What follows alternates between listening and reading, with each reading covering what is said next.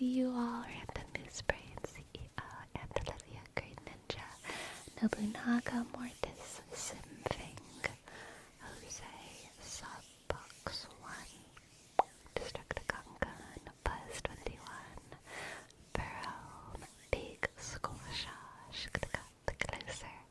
Hello, hello, hello, hello, hello, hello, hello, hello, hello. How are y'all doing? What's up? What's up? What's up? Thank y'all so much for your subs. And Olivia, A, N, D, I, click, L, I, dot, B, I, dot, A, Thank you. Hello, Gracie. Would you like to say hi to everyone? Yeah? No? Maybe? Green Ninja, thank you so much for your tip. Thank you, thank you, thank you, thank you, thank you. Thank you.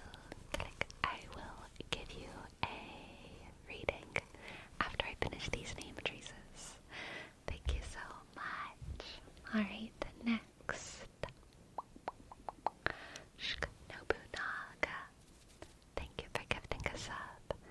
And click O, B, U, N, click A, G, click A, U, click W, click U, Thank you. Thank you. Thank you.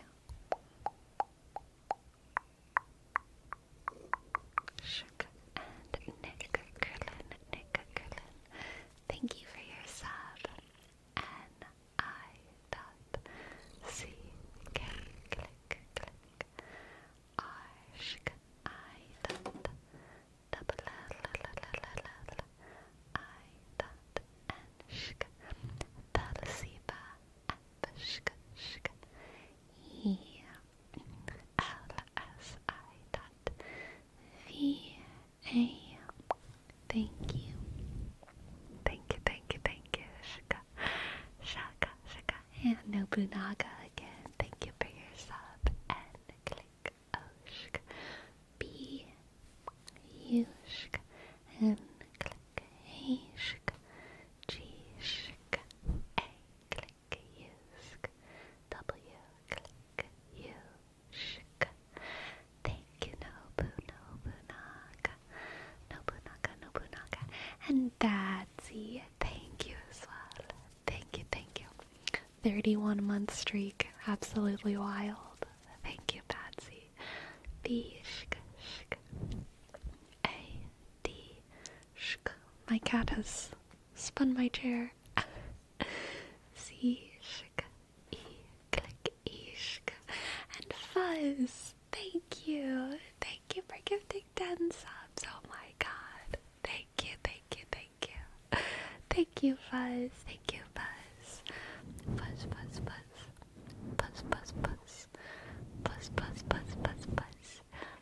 Fuzzy Buzz. Thank you so much. B, H, click, U, Z, 21. Thank you. Gracie, are you grateful? Is that why you're being so cuddly? Hello. Thank you. My friends, how's the jet lag? Are you back to normal schedule? You know, what a good question. I'm gonna do Green Ninja's reading first, and then I will talk a little bit about my week, okay? Let's hope my kitty cat calms down a little bit. Let's do Green Ninja's reading. I want to use perhaps let's use the Hush and Woodland Wardens, because that's what I want. That's what I want. should make a stream. Been watching a lot of content on the side while doing skills on RuneScape. Hell yes. I am proud of you for grinding in RuneScape. Is it called grinding? Farming? I don't know what the RuneScape word is. Leveling, I guess. Just leveling? Yeah. Both?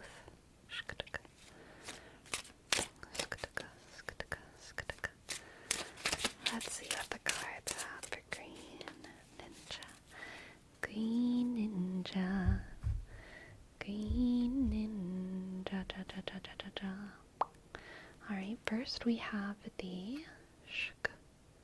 Four of Pentacles. The Four of Pentacles. The Seven of Wands. Four of Pentacles, Seven of Wands, and Ace of Pentacles. Interesting.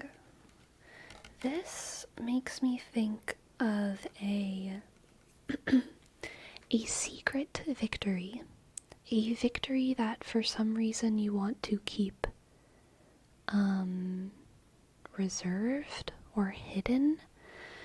I don't quite know why yet.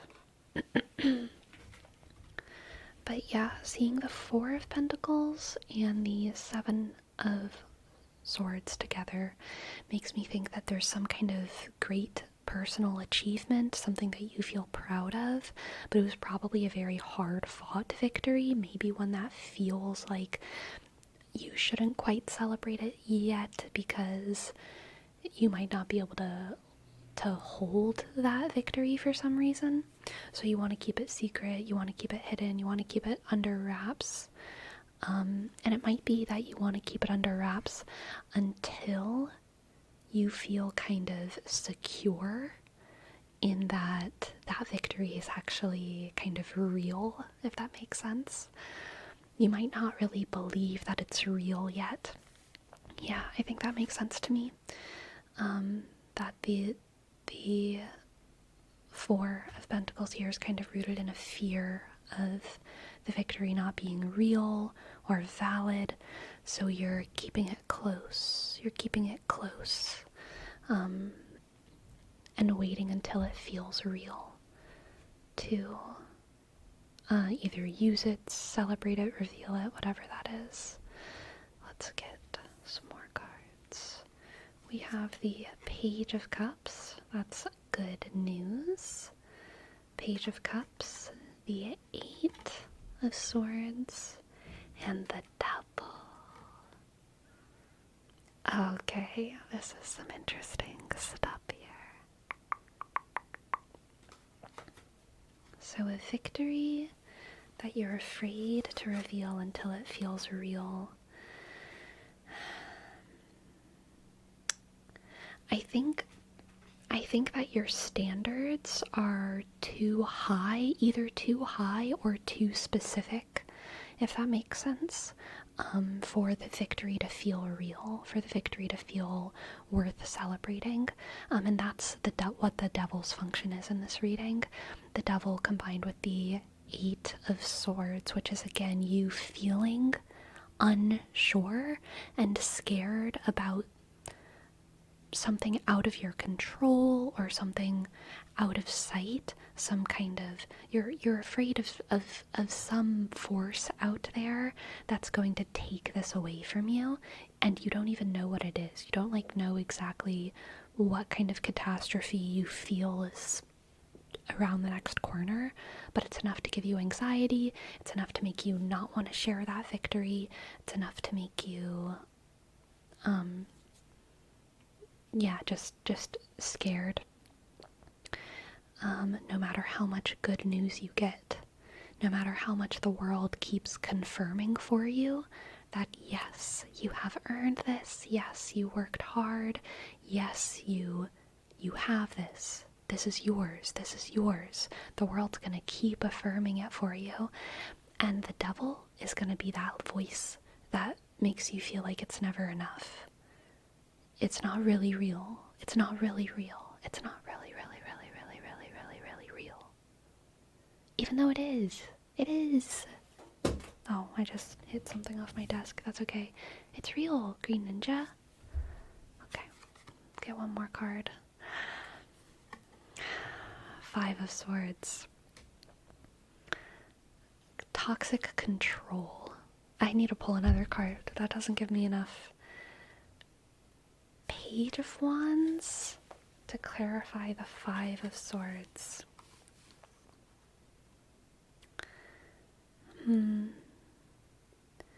This makes me wonder if you are addicted, if it makes sense, to the hard-fought victory.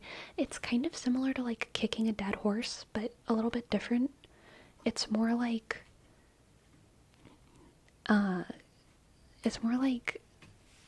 trying to tame a horse that's already broken. Something like that. I hate breaking horses. Oh my god, that's such like a sad concept. And even the fact that it's called that, it makes me sad. But I'm thinking of horse analogies, so I'm just gonna pretend like I'm okay with like the idea of breaking a horse and go on with it. But yeah, this feels like you fought really, really, really hard to achieve something, to tame a horse. And the horse is tame, but for whatever reason you're still paranoid about it. Maybe you witnessed the horse do some kind of act of violence in the past.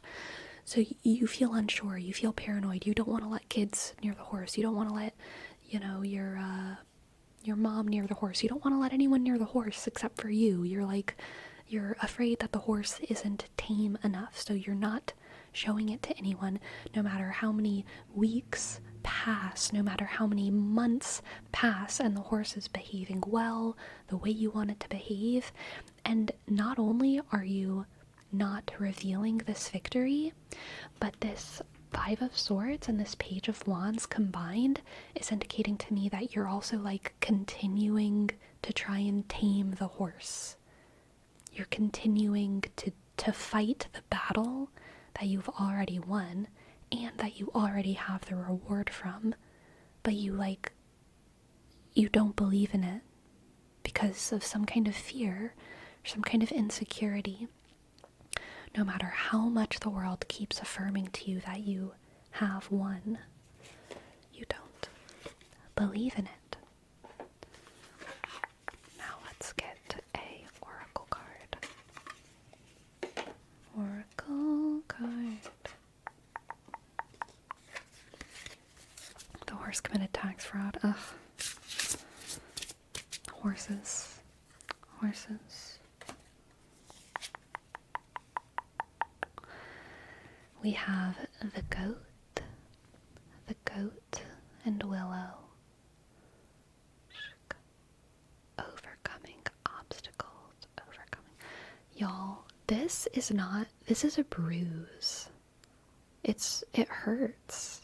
It's not grossness under my nail. That's a bruise. It hurts so much, but it's okay. It doesn't hurt that bad. I'm being dramatic. I'm being dumb. It's actually fine unless I press on it. And like, how often are you pressing on your ring finger? You know what I mean? So it's fine. But anyway, the goat and the willow. The goat and willow, overcoming obstacles. Only overcome obstacles if there's obstacles there. Okay? Okay, Green Ninja? You don't need to keep hopping fences that are not there. Alright? You know when you see a goat climb a mountain? Like a mountain goat climbing a mountain, and you're like, why did you do it that way? There's like part of the mountain that looks like stairs, and there's part of the mountain that goes straight up, and they choose the straight up one. And it's like, are you just bragging right now? What's happening? What are you doing? Are you just bragging? Or did you actually think that that was the right, most efficient decision? But whatever. Goats are gonna be goats. You know how it is. So, Green Ninja, listen to the signs of the world that tell you that you have achieved this thing. And don't let your addiction to the process deter you from celebrating your victories, okay? Thank you for letting me read for you. I hope that you enjoyed, and I hope that it resonated. Thank you. Thank you. Thank you. Click, click, click, click, click, click. Shka, shka, shka, shka. I'm glad it resonated. Thank you. Hello, MNZ.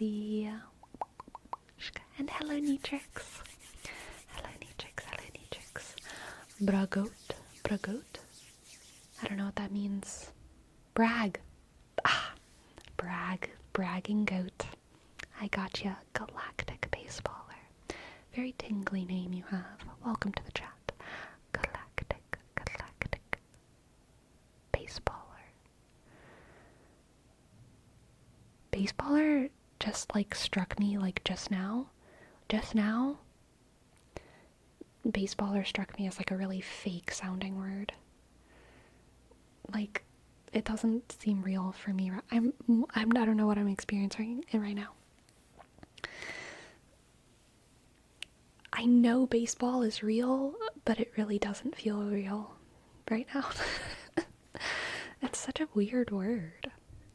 Baseball. I mean, I understand it. There's bases.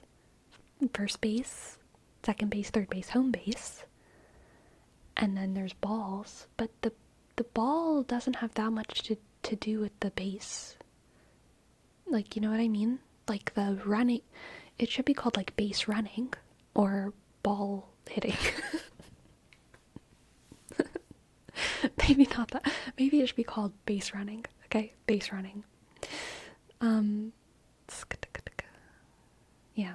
Anyway. Football makes sense because they do kick it, right?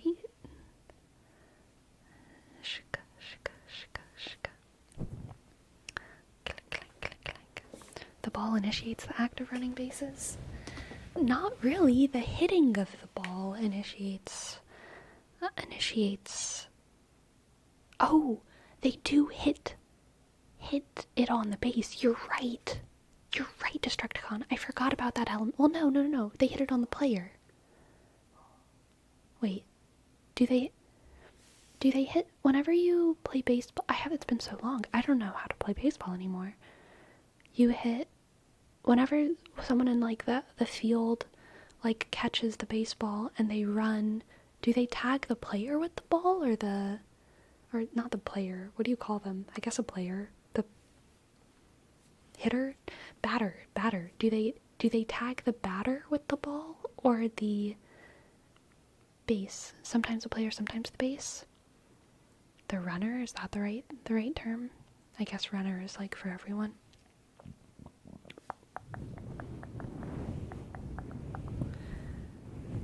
Player or the base, depending on the situation. Interesting. This is so strange. What is I almost just called it a video game. What is wrong with my brain today? I am not in this world. This is so funny. I'm currently watching the Yankees game. Oh my gosh. I'm so embarrassed. I'm so embarrassed. Okay, we have another reading, I think. Let me check. Nobunaga. Thank you, Nobunaga. Thank you. I would love to give you a reading.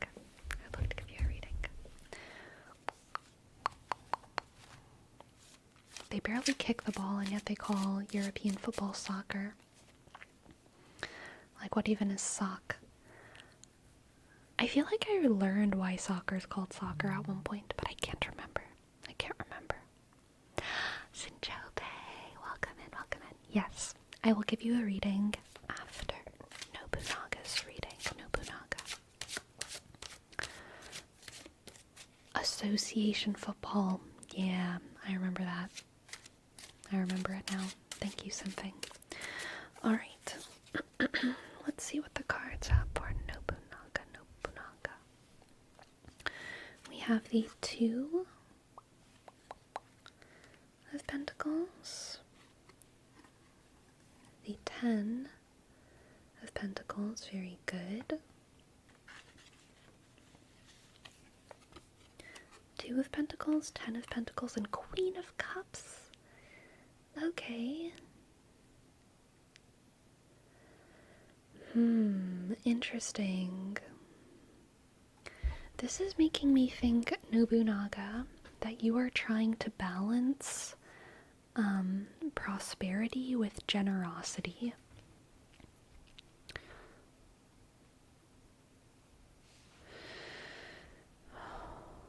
Yeah, I think you're trying to balance prosperity with generosity, which from the outside, I think a lot of people don't see as like conflicting forces. Like, hey, the more prosperous you are, the more generous you get to be, always and forever.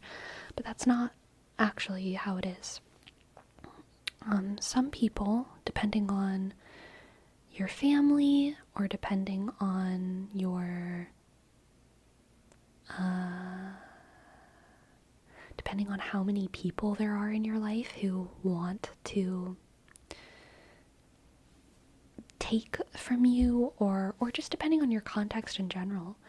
For some people, like, whenever they experience prosperity, it's actually really difficult to decide whether or not or with whom they should share that prosperity. Because if there's like bad people in your life, or people who don't deserve to share in that prosperity, or if it just seems like not the right time for valid reasons, then like, yeah, you shouldn't share that prosperity, you know? Like, a very easy example is like if someone in your life is like an addict or something, and they're like in the thick of that, and then all of a sudden you get like a raise and they start asking you for help or something, but you know it's not, you know they're not getting help, if you know what I mean, then like, yeah, you probably shouldn't share your prosperity with them, but you can still help them in other ways, right? You can still help. But that's like a very easy example. And there's more complicated examples of like, you know, how many chances should you give someone if they keep hurting you and hurting you and hurting you and hurting you? How many times should you help them? Or, yeah, I'm not going to keep naming examples, but I think that you're trying to balance prosperity with generosity, or trying to navigate prosperity and generosity, because I think that you want to be a generous person, that internally your general, what's the word I'm looking for? It's not vibe, there's a better word. Disposition, there we go. Your general disposition is that of a generous person, but you don't know how to do that in the way that feels right. Let's get an oracle card. Sorry for that little bunk. Let's get an oracle card for Nobunaga. Nobunaga. Hello, Victor. Hello, Victor.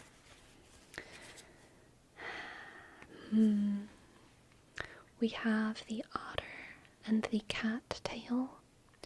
Peace. Peace. Peace. Peace. Peace. Peace. Peace. Peace. Peace. Peace. Oof.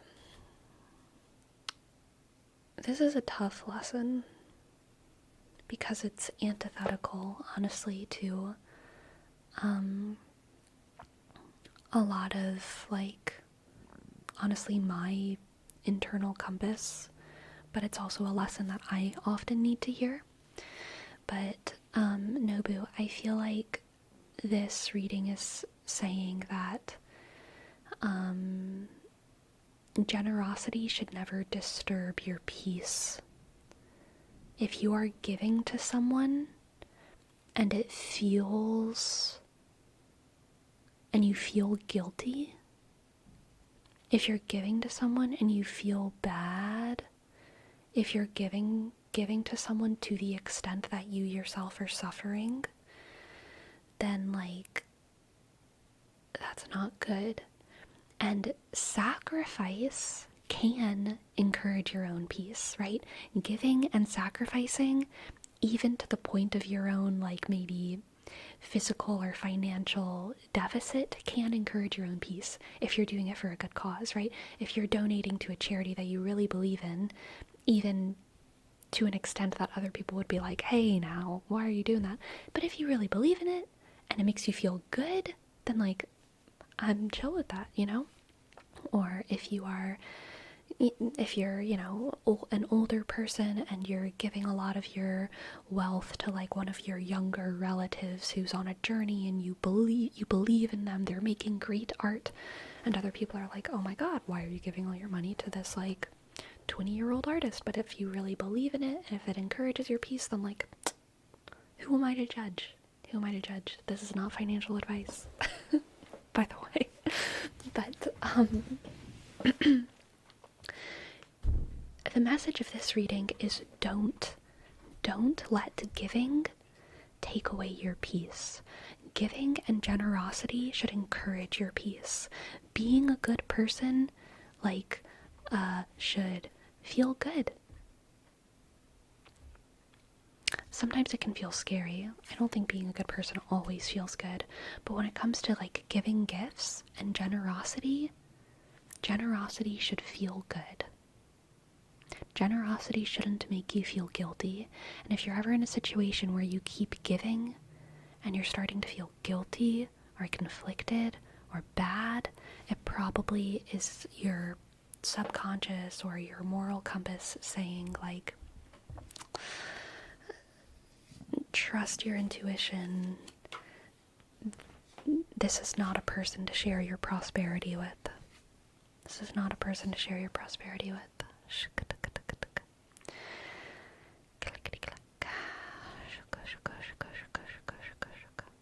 Thank you for letting me read for you.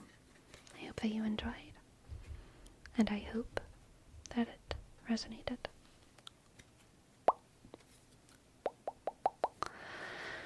Man, that was a weird reading. That's like a unique message, I think, from that reading.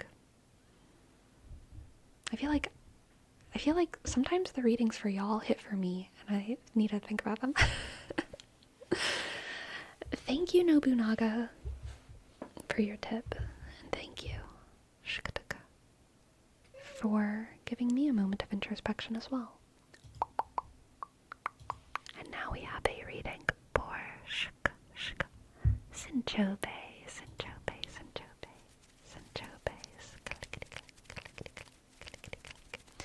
I had a problem related with that, so thanks very much, Sleepy. You're welcome. You're welcome. You're welcome. Okay, let's see what the cards have for Sinchobe. Sinchobe. My cat is on the desk, going into the window. Okay, Sinchobe.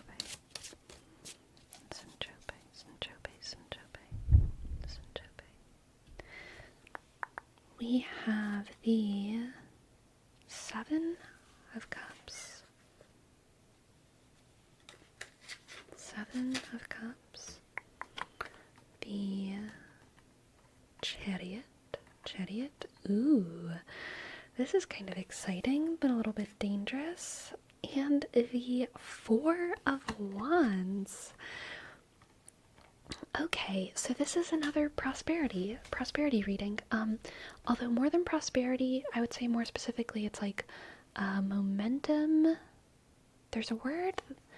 The word that's like going in my head is like propelling, but there's a propelling, promoting. What's that? There's like a word for moving forward that I'm thinking of, but I can't think. My brain is just saying propelling. I feel like you are achieving a lot, and the stars have aligned. Promulgate? No, I don't think so. the stars have aligned in a way that is like promoting your achievement. Okay, Centrobe? A lot of achievement is about to happen, and it's going to be partly because you have the drive and you have the energy and you have the work ethic, and it's going to be partly because the stars are aligning to take all those ingredients that you have and perfectly synergizing with them, activating them to make success, achievement happen. And I think you're going to be entering into a phase here where you're having success after success after success, and you know how to take the little mini steps forward, but you're getting closer and closer to this level where you don't know what to do. And so there's like this kind of event horizon rapidly approaching of like, what do I do when I achieve that? I know that right now I have to do this step and achieve this and achieve this and achieve this. But I'm rapidly approaching this like stage where I'm gonna have to make big decisions about what the next step is, because it could go in many different directions. Right now, the only direction is forward, and it's obvious, but I'm approaching this moment where I'm going to have a lot of decisions to make, and that's kind of scary, I think. So let's get an oracle card for Sintrobe.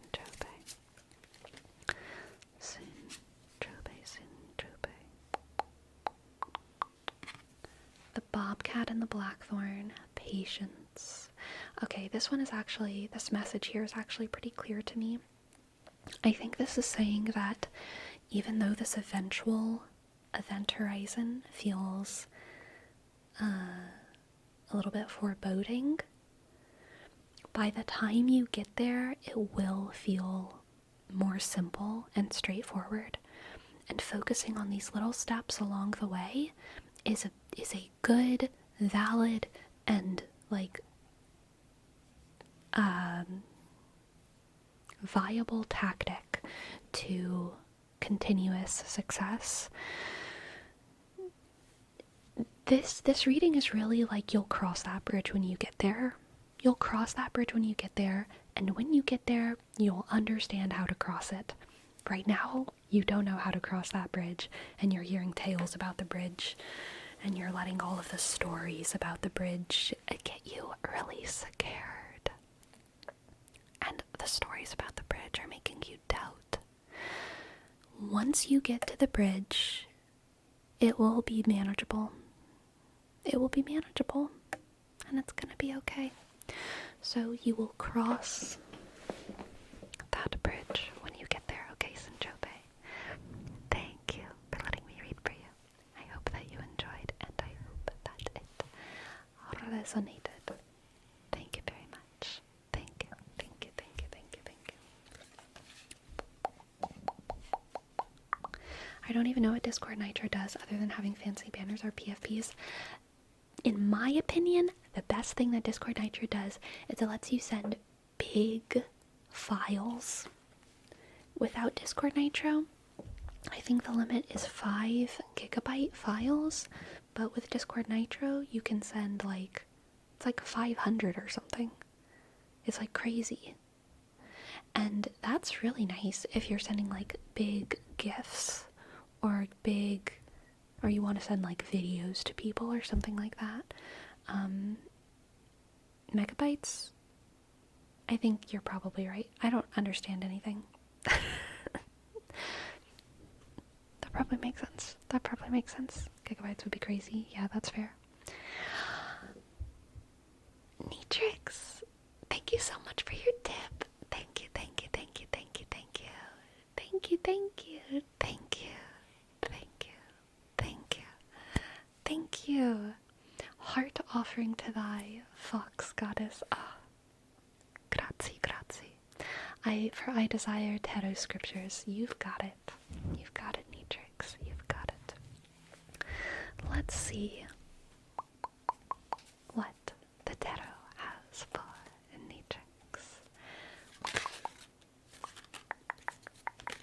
just messed up one of the cards in my deck. I flipped it the opposite way. Sintrobe, thank you again. Thank you for your tip. Thank you, thank you, thank you, thank you. Alright, let's see what the cards have for Nrixs, Nrixs, Nrixs.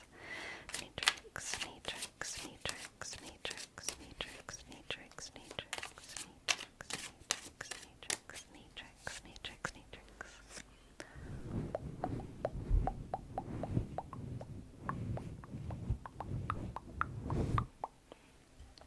We have the Four of Cups,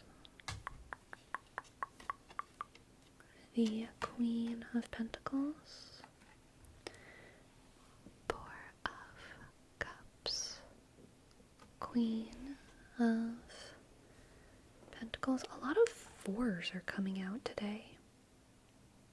Oh wait, is that a 6? My bad, y'all. That's a 6. That's better. That's better. 6 of Cups is like way better than the 4 of Cups. Let's be real. 6 of Cups, Queen of Pentacles, and the 10 of the Swords.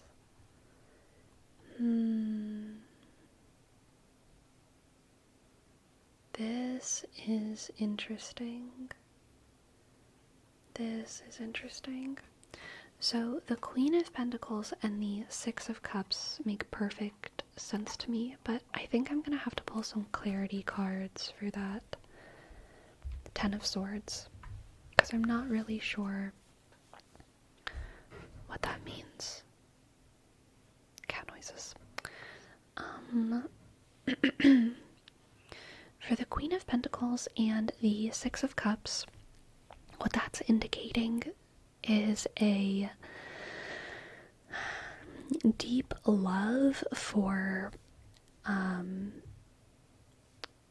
nostalgia and childhood, and wanting to give the gift of peace to other people by creating an environment where they feel... What are you doing, girl? Just about to knock over my whole microphone. Hello, Jamie. Hello, Jamie. Yeah, you want to create an environment for people, Nrixs, and an environment for yourself, where you feel the peace and freedom of childhood. The Queen of Pentacles is a nurturer and a provider, and the 6 of Cups is like nostalgic childhood fun energy. So I feel like your method of nurturing and providing for yourself and for others is to create a space that feels nostalgic and enchanting. And then this 10 of Swords is about the death of something or the end of a journey. So let's pull some clarity cards for that. What is ending? What is ending? We have the 3 of Swords, or sorry, 3 of Wands. We have a cat. She just straight up sat there. She just popped a squat, y'all. She just knocked a ponytail holder off my desk. Do you want to chase the ponytail holders, girl? Come over here. Hey, come over here. She's sniffing the camera. Hey, girl. Come look at all these ponytail holders. Look. Now they're on the ground. Don't you want to go chase them? Go chase ponytail holders. Come on, girl. You must leave. Okay. Anyway.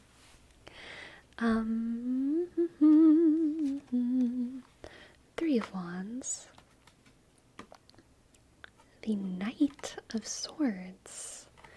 Three of Wands, the Knight of Swords. She's clawing the carpet. Goodness gracious. And the Emperor. Okay.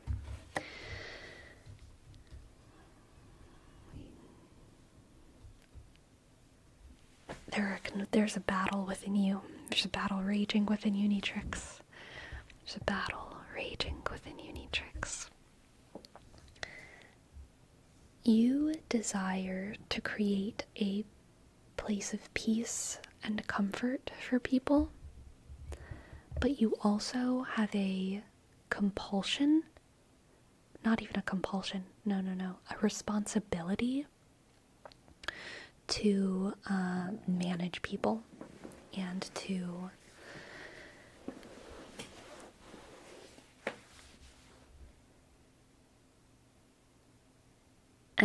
to tell them that they're wrong, and to tell them that they are fucking up, and to be a little bit of a dictator. I don't think you want to be a dictator, but I think that you feel that it is your responsibility to, like, take charge sometimes in a way that people don't like.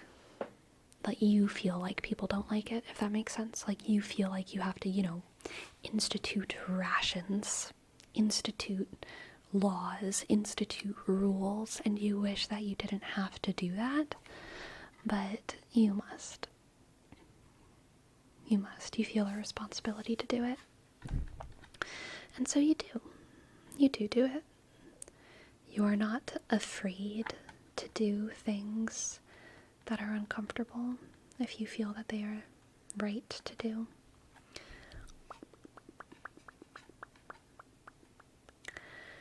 You are tied up in complicated social relations. Complicated social relations. And I think this Ten of Swords here is kind of like,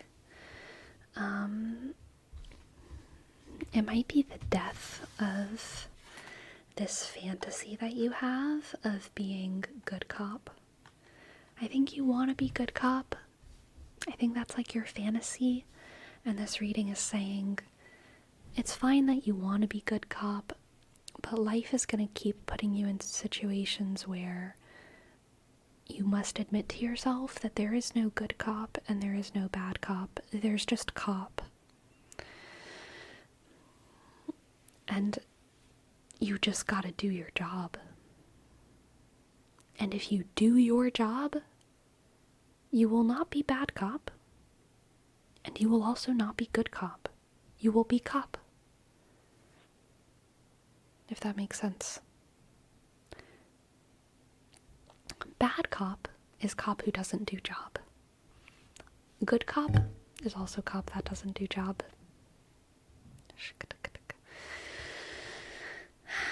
So you just gotta be cop. God, most unbased reading. I'm so sorry. I'm so sorry. It's metaphor. Okay. More cards. We have the Queen of Wands. Oh my god.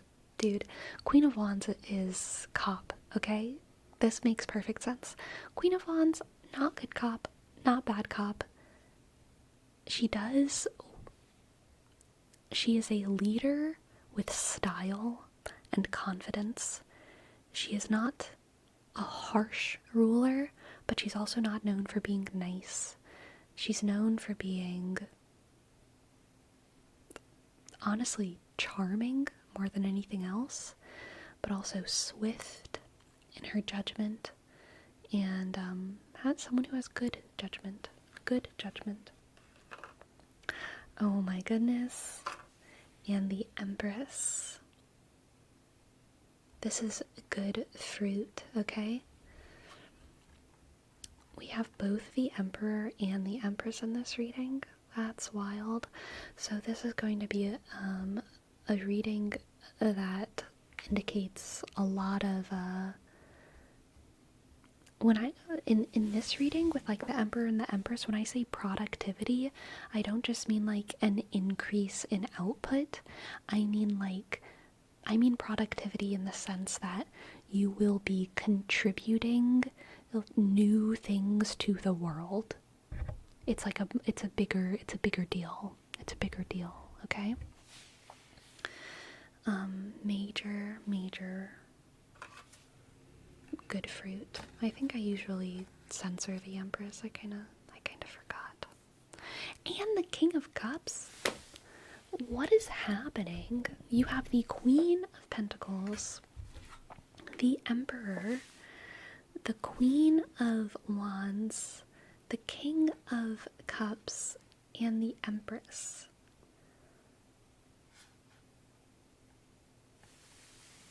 What? Nrixs, who are you? Who are you? What are you? Oh my god.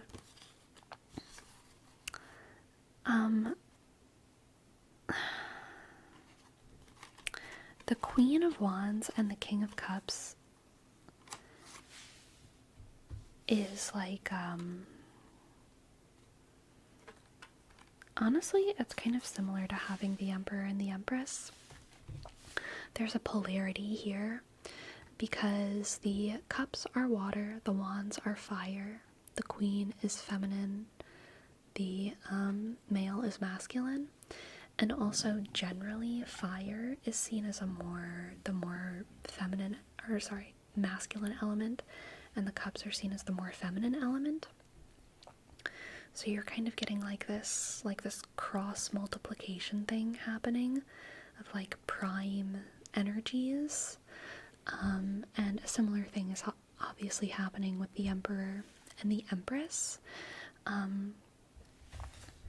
So strangely enough, to bring it back to the original part of the reading, where we were talking about this kind of fantasy, or that's not the right card, the fantasy of this Queen of Pentacles and giving a nurturing space to people, I think this reading is kind of talking about how your original vision for yourself, your original fantasy for how to give back to the world was something that was more feminine. And as you've grown and as you continue to grow, you will continue to like unveil more masculine leadership qualities within yourself, and it's going to enhance your own productivity in that big way that I was talking about, and it's also going to bring out the higher virtues of your like feminine energy in a way that is just that is very fruitful and translates to powerful leadership, powerful and successful leadership. Okay, Nrixs? Let's get an oracle card. Oracle card, oracle card, oracle card, oracle card. Do I just need to make up my mind, or it'll happen on its own? I don't think it's a make up your mind thing, because it's not like a single choice, but I think it is like a process of self-growth. Will it happen on its own? It will happen if you desire it and aim towards it. And I don't think you have to like force it to happen, right? Just aim towards it, desire it, and it will happen in a way that's like fluid and natural and empowering. Yeah.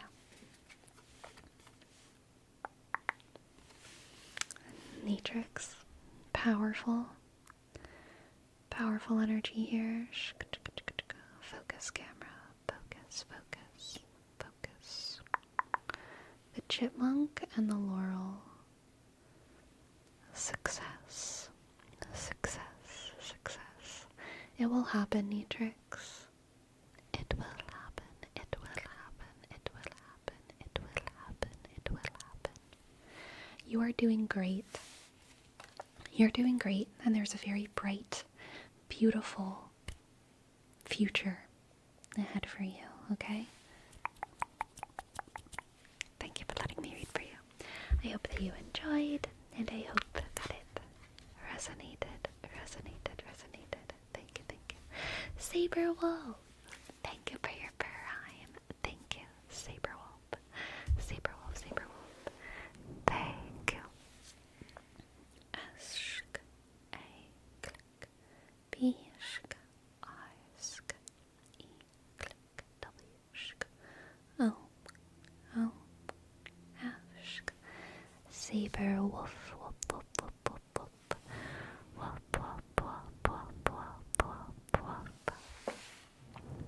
So, there's been a couple questions in chat that I have spied with my little eye without responding to them because I was doing readings.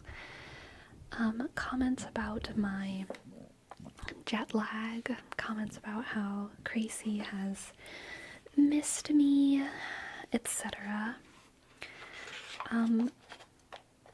So, the trip did not happen. The trip did not happen. And, the trip did not happen at the last minute. Literally about 3 or 4 hours. 3 or 4 hours before the flight to yonder Europe, trip was cancelled for very complicated reasons that I cannot talk about. But there was a couple days of okay, so whenever I realized the trip couldn't happen, I was pretty sad, but I was also I'm gonna be real, my biggest feeling was of course, of course, which is sad. It was a sad feeling. But I also decided pretty quick, I'm still gonna take a week off because I have these videos pre-recorded. I have things ready to go. And, I was planning on having this incredible time in Europe. So I'm just gonna take a week off still. I'm just gonna take the time that I said I was gonna take off and take it off. And there was a couple days of crisis management that needed to happen. But then after that, the next 3 or so days were pretty good. They were pretty good.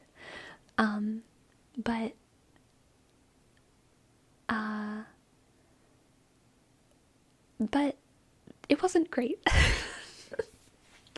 It was kind of a hard week, but there was happiness. There was plenty of happiness, and it did feel good to kind of have a break from working, It was a nice refresher for my brain, and I'm happy to be back. I'm happy to enter what feels like a new chapter of my life. I kind of divide my life into chapters. In my journals, it's very clear when one chapter ends and another one begins. And it's pretty arbitrary, not every chapter is the same length or anything like that. And it's just a vibes thing. But in my head, I was kind of prepping for this trip to be a divider between one chapter and another one. And when the trip didn't happen, I know it sounds silly, but the biggest demoralizing factor of it was just how is this gonna now my next chapter feel like now I just feel like I'm supposed to continue my chapter. How do I do a new chapter when without the divider that I planned for? Which is like just silly. But that was one of like the bigger demoralizing factors. So I've actually just kind of arbitrarily decided to make my chapter feel different by implementing some new things in my life anyway. Making a new chapter. So I'm going to change my sleep schedule. My stream schedule is going to change the same, but like kind of how I organize my life is going to be a little bit different. I have some plans on like stuff I'm gonna do with my place and when I'm allocating time to like social life and who I want to spend time with. So I'm making it feel like a new chapter and I am excited. I have a lot of new energy going forward. And that's good. That's good, a trip or not. You can't rework a trip to Euro in the near future. I can. I was able to get a kind of like a partial refund for the plane tickets. Unfortunately, I was not able to get a refund for like the hotel that I was going to be at and some other stuff. So I did get some of the money back for the flights, which makes me relieved. Or it's a credit, technically, like a flight credit that I can use.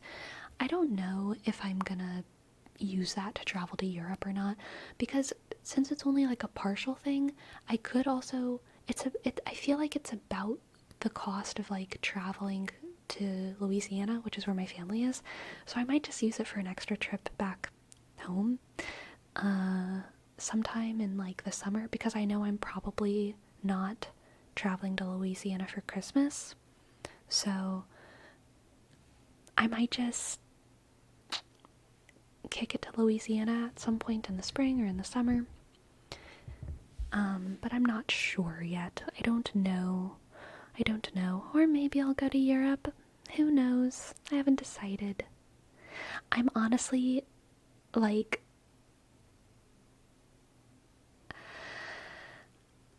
craving normalcy. You know? So thinking about like big trips and big stuff like that is not my priority right now. When the chapter officially started today.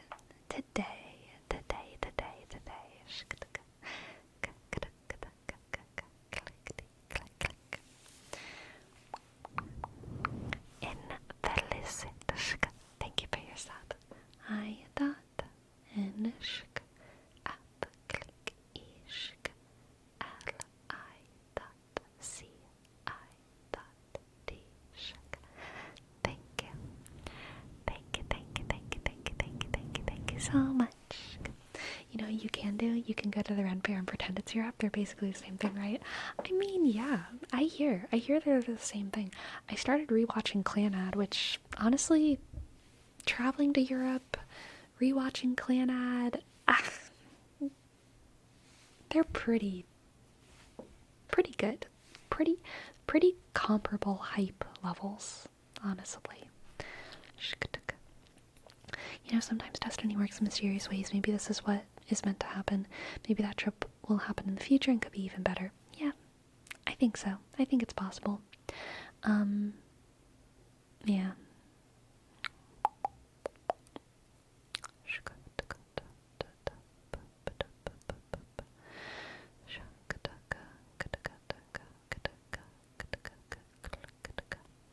I'm angry at them, but I guess it's also a stress uncertainty gone, so it must be liberating. Yes.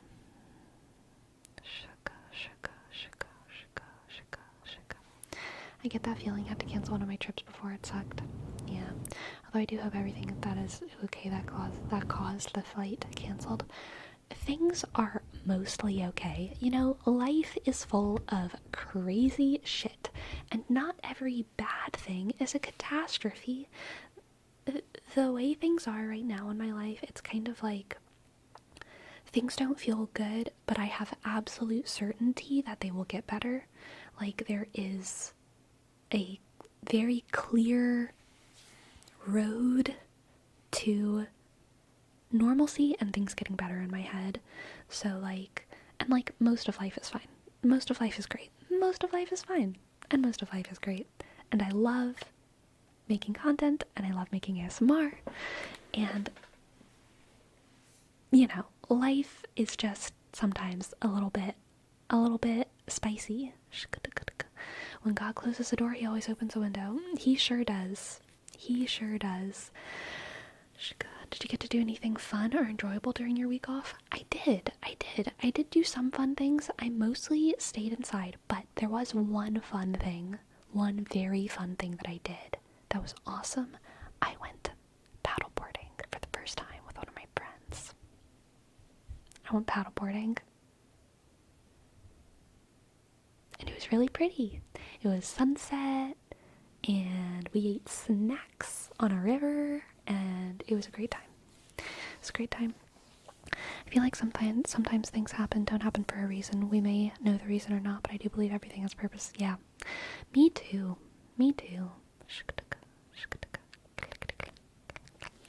If you think about it like this, like if you went already, your trip would already be over and done with, but because you didn't go, anything is possible. And the experience is still one to look forward to. Yes, that is definitely one way to look at it. What's that? Paddleboarding? So I didn't even know what paddleboarding was before I moved to the Pacific Northwest.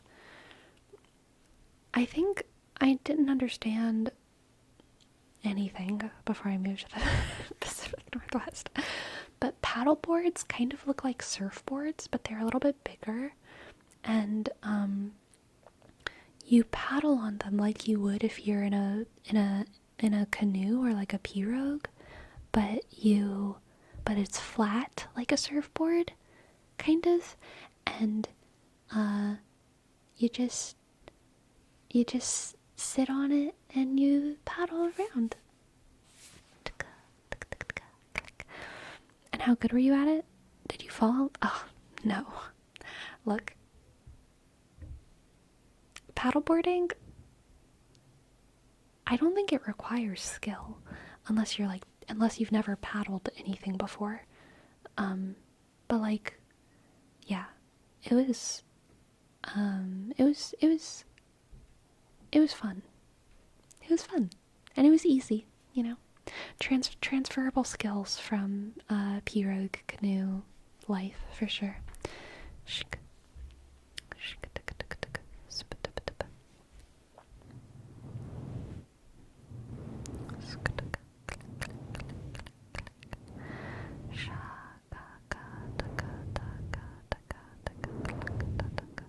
Are tarot redeems still possible, or is there only one per stream? I have the tarot redeem closed right now because we're chit-chatting, but I still do them for Ko-fi donations.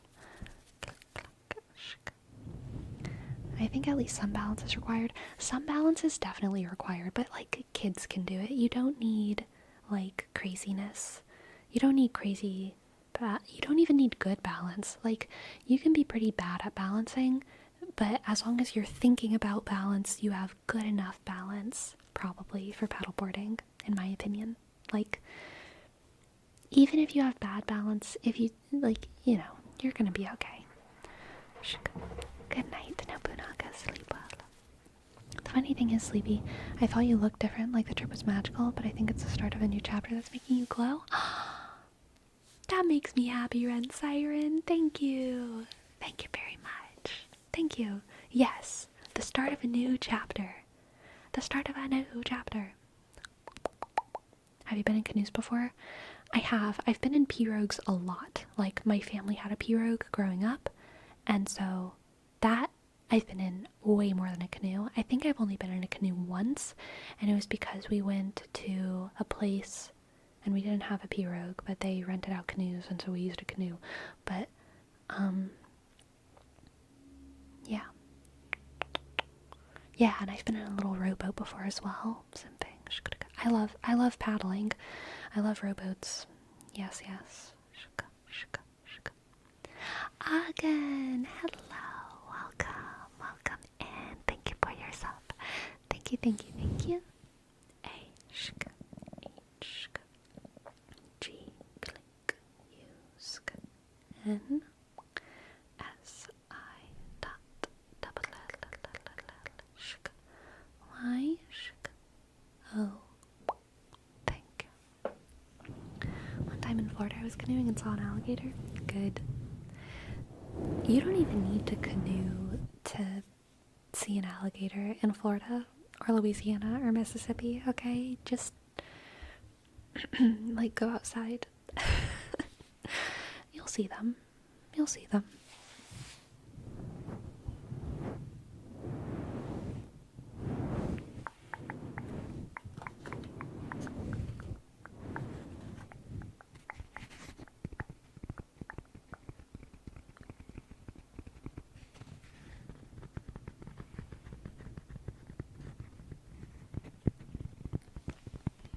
I appreciate how honest you are. It's refreshing. Thank you. Sometimes it's hard to navigate because it's like, I don't always know what the right thing to do is. Obviously I don't always know what the right thing to do is. But it's also, like, embarrassing. Like, sometimes I feel like I should always know what the right thing to do is. But I don't. And when it comes to being honest, sometimes I don't know if I should be. Sometimes I'm like, maybe I should just lie.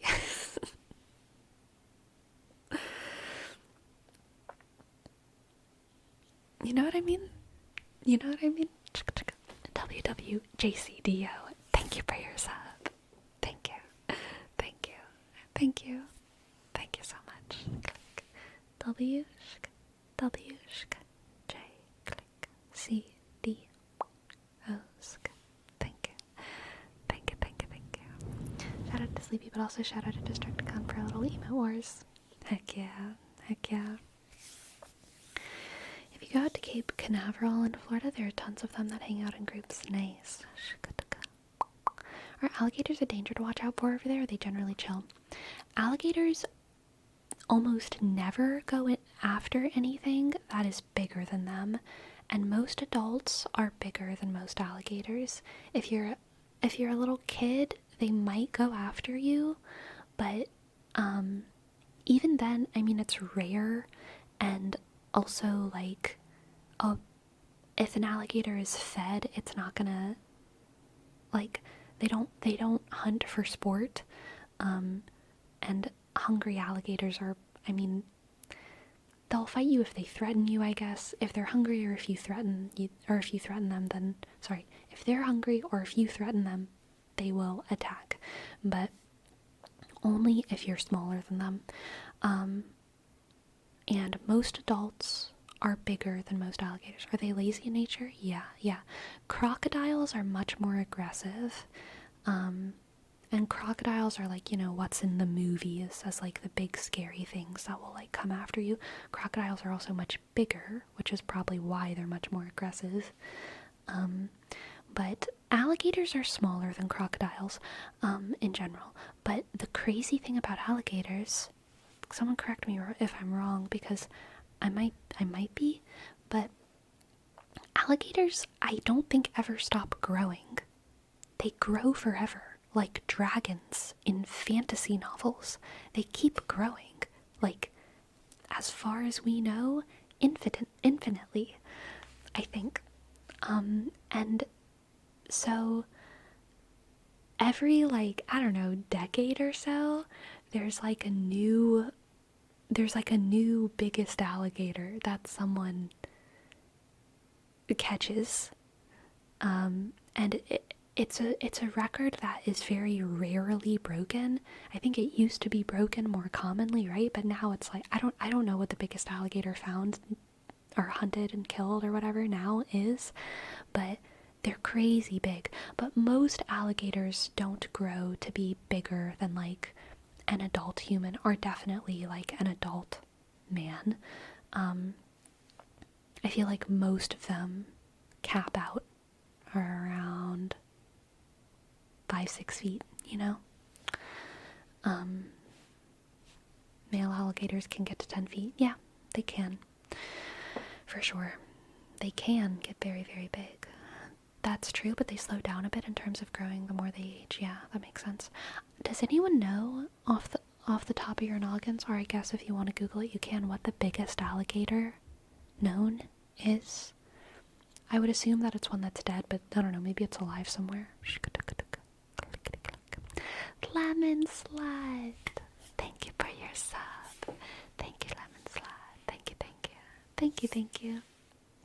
Al-Ishq. Oshk. Ensk. S-L-Ushk. Disk. Thank you.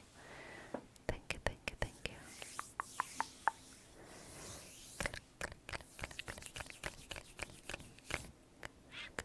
What's the biggest one you've seen?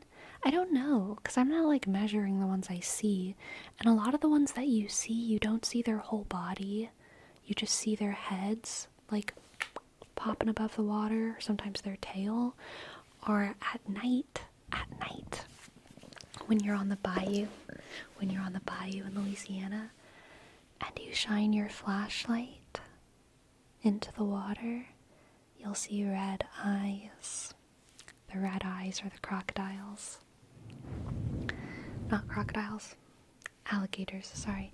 Other animals have different colored eyes in the dark, but alligators have red eyes on the bayou. But I don't know how tall they are. I mean, many feet, but like, I don't know. Shup.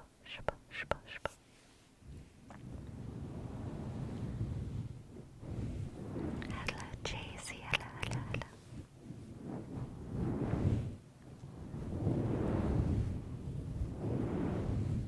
Have you ever seen a raccoon surfing on an alligator now? No, I haven't. But once there was a beautiful day in summer. You know how sometimes you see those like images of the savannah and there's like a watering hole or something where all of the animals are like just peacefully lazing about, and you can tell all of them are fed and happy, and that's why they're not killing each other. There's some days like that on the bayou as well, where you're slowly meandering in a little pirogue down the bayou, and there's a big comfy log, and on that log you'll see an egret and a turtle and a snake and an alligator like all in the vicinity. They're just chilling, you know. The egret and the turtle will be sunbasking on the log, and everyone's well fed, you know, so they're just like not hunting one another. It's crazy. Playing cards. Yeah, exactly.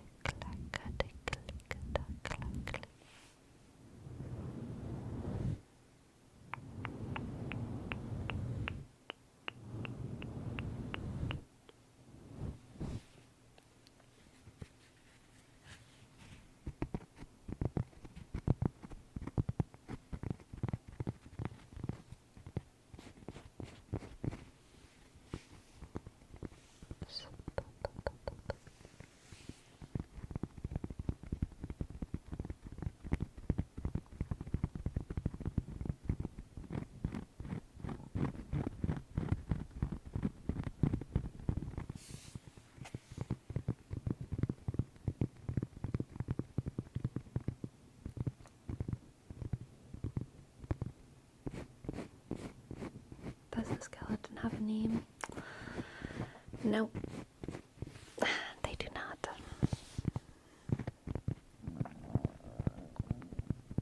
What do you think of silence?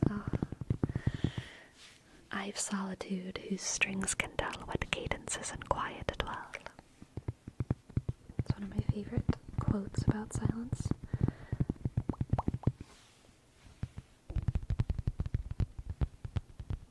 Was the dead body just an elaborated way to obtain your Halloween skeleton? No. No, of course not. Of course not.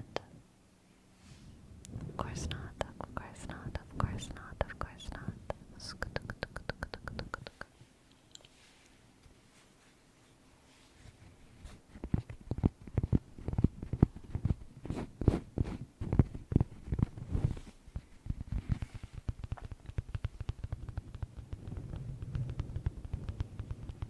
The skeleton looks like their name's Mike. Look, everyone looks like they're named Mike. Because everyone is named Michael. Nrixs knows. Nrixs knows.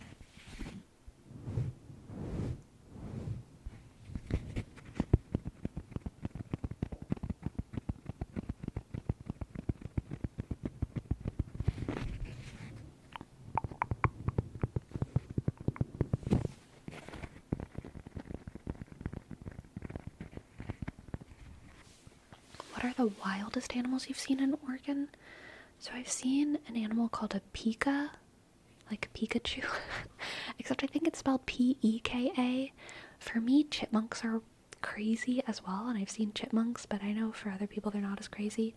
There's also something called Sterling's jays, which are really pretty. They're like very fancy blue jays. But I think those are really the craziest animals. None of them are crazy. None of them are crazy rare, but they're cute. They're cute.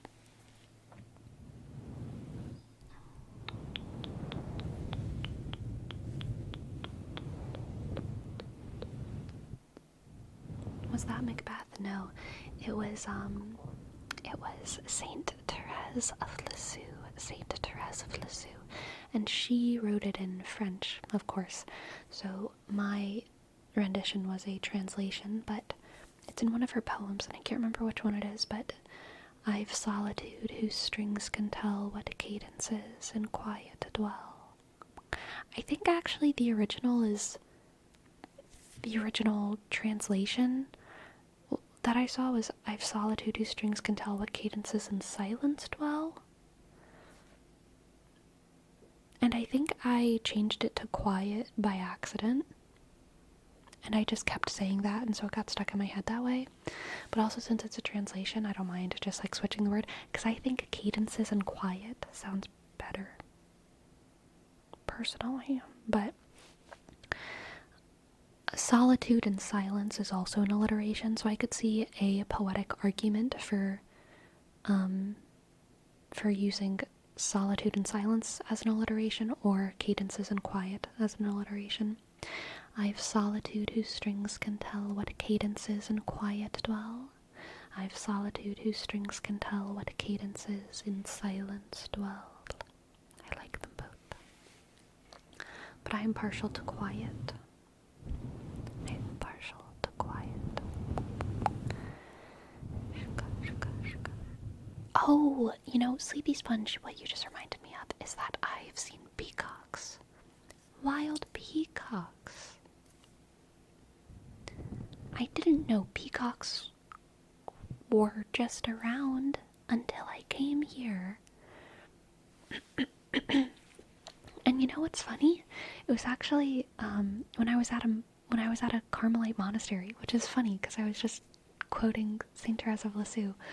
But there's a Carmelite monastery in Eugene, Oregon that is so gorgeous and so peaceful. And you know what? I'm just gonna say it. My favorite place in Eugene, Oregon is the Carmelite Monastery. But it's not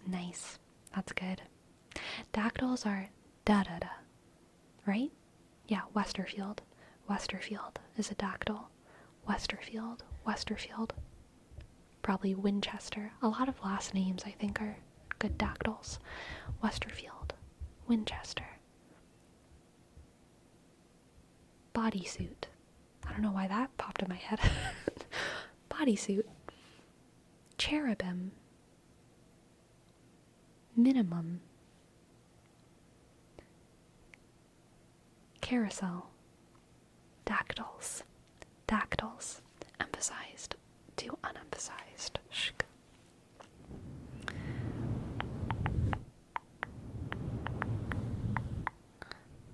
Have you visited a lot of places in Oregon? Cheyenne? Cheyenne is a spondy. Cheyenne. That's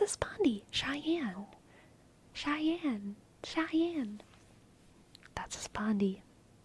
Good catch, Nrixs. Very good. Cheyenne. That makes me excited. Have you visited a lot of places in Oregon? I have visited a lot of places in Oregon, which is crazy. I haven't visited a lot of places in Oregon, but I also have not been like stationary. I visited more than I would think. Like, I'm shocked at how many places I visited. But I also I haven't been to a lot of Eastern Oregon. So that's definitely on the list.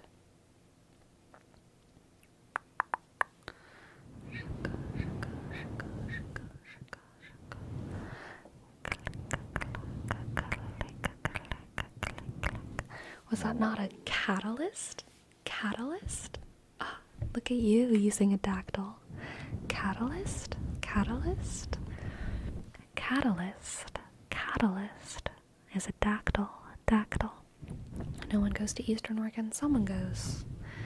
Someone's going to Eastern Oregon. I hear there's people there.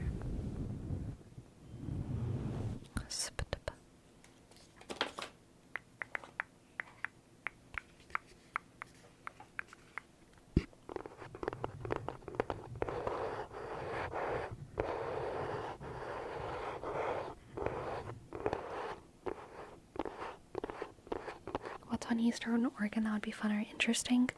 So I believe Eastern Oregon is where a lot of rock hounding happens. Maybe a little bit Southern Oregon as well. I feel like it's like Southeastern Oregon. Rock hounding is looking for pretty rocks. Looking for crystals, really. Looking for agates and I can't remember which other stones are common there. Sunstones. But there's a lot of... Oregon is a really good place for rock hounding. There's a lot of gems and rocks and crystals if you know where to find them. And I think a lot of that happens in Eastern Oregon.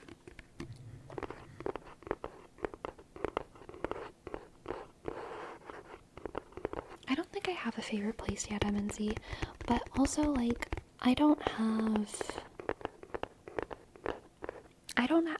I feel like I don't really have favorite nature spots.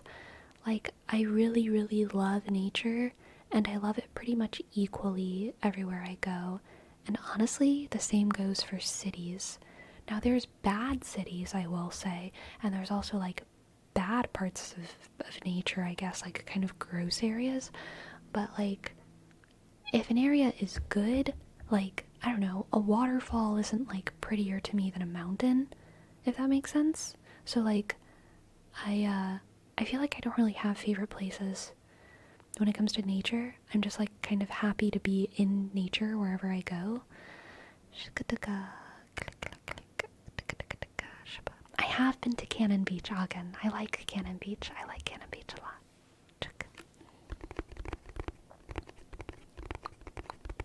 Tony Moralist, thank you so much for your tip. Thank you. I would love to give you a reading. Cities all feel the same to me. Houston and Tampa are the same as Buffalo or Minneapolis. Yeah, there's a great... brain. There's a great quote there's a great quote, not a great quote, by Tennessee Williams, and I believe the quote is something like, the United States has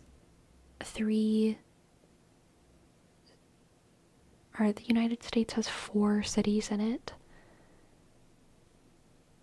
I believe it's San Francisco, or no, I think it's Los Angeles, New York, and New Orleans. Everywhere else, or all the rest, are Cleveland. Which I think is pretty valid. I think those are the three city examples. I know New Orleans is one, and I'm almost positive Los Angeles is one. I can't remember if the last one though was San Francisco or New York. Like my intuition of America says New York, but I feel like he might have said San Francisco, which I would disagree with, because I think San Francisco's a Cleveland, but, you know, maybe Tennessee Williams knows stuff I don't. I'm positive Tennessee Williams knows things I don't. Okay, let's see what the cards have for Tony Moralist. Tony Moralist, Tony Moralist. Tony Moralist. We have the Page of Swords. Page of Swords. The Ace of Swords.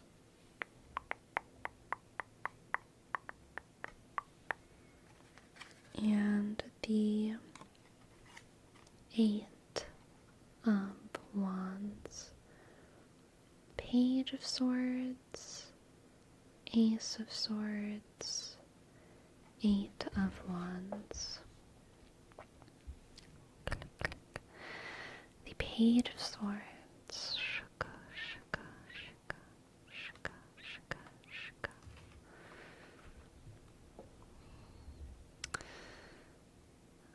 Okay, this is some kind of like revelation, Tony Moralist, or truth that's going to be revealed to you, that's going to give you a lot of like energy and like thrust into the future, thrust into a new endeavor. It might also cause a little bit of chaos whenever this truth is revealed. I think honestly it's gonna be like, oh, that's what's wrong. That's gonna be the feeling. Like there might be some kind of ambiguous, uncomfy situation, and it's gonna be really, really obvious soon exactly what is wrong, and then you're gonna get to solve it. And solving it is not gonna be easy, okay? Eight of Wands is not like an easy card, but it is very like fast-paced and efficient and productive. And you're gonna be excited to tackle this head on. That's that Page of Swords energy. Let's get another card. The Ten of Cups. You're gonna solve the problem. You are going to solve the problem, solve the problem, solve the problem. Solve the problem effectively, dare I say. And it will, fix the issue. Let's get an oracle card. Oracle card, oracle card. Oracle carta, oracle carta, carta, carta.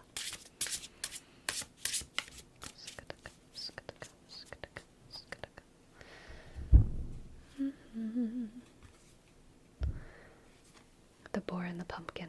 Oh God, I love pumpkins. Look at the pumpkin cat.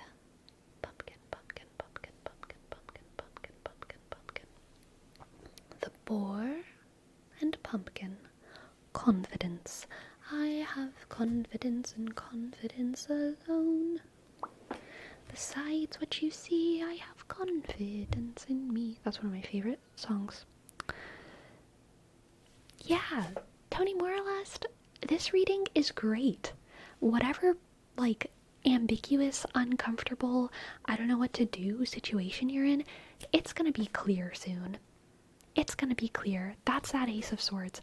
I always think of the Ace of Swords as cutting through a tapestry and seeing what's behind it, and it answers all the problems. It's the Deus Ex Machina. It's like, duh, there it is.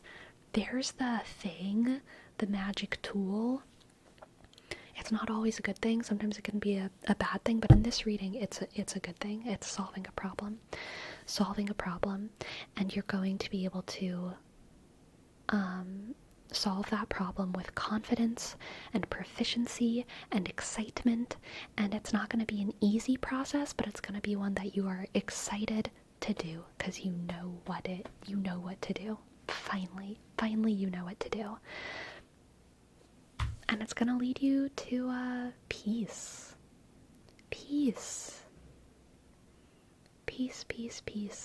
prosperity, bliss. All right. Thank you for letting me read for you. I hope that you enjoyed, and I hope that I resonated. Thank you. Peace be with you. Yes. Destructicon. Okay, chat. Here's a test. Peace be with you.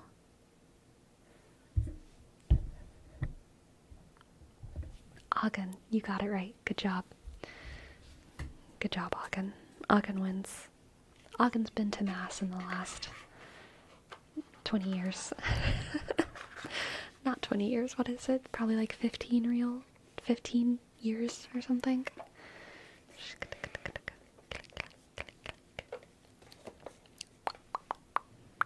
How many pumpkins have you slayed so far? I think 6. I think I've slayed 6. If we're using pumpkin to mean all squash. I think I've eaten 6 squash this season so far, but I have 3 more in my kitchen right now, so it'll be 9. It'll be 9 soon. It will be 9 soon.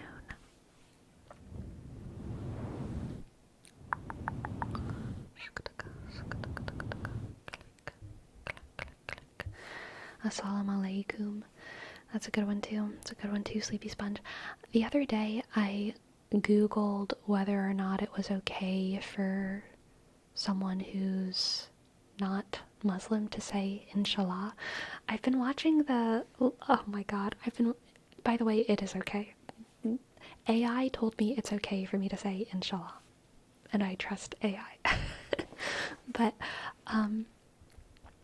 I've been watching Love is Blind Habibi, which is Love is Blind in the United Arab Emirates. I don't like a lot of the foreign Love is Blind shows because I just don't think they're very good, but the 2 that I've really enjoyed so far are Love is Blind Japan and Love is Blind Habibi. I haven't finished Love is Blind Habibi yet, but oh my goodness, it's so fun. But they say Inshallah like all the time, like they're just talking blah blah blah blah Inshallah, blah blah blah blah Inshallah, blah blah blah blah Inshallah, and so it like got in my brain because I'm like a Virgo, you know what I mean? So I just I pick up things really quickly, and I started saying Inshallah in my head when I'm talking to myself. My inner monologue started saying Inshallah. And I was like, I don't know if this is okay. I don't know if this is allowed. So I asked Perplexity AI, and they said it's okay. They said it is okay for me to say Inshallah.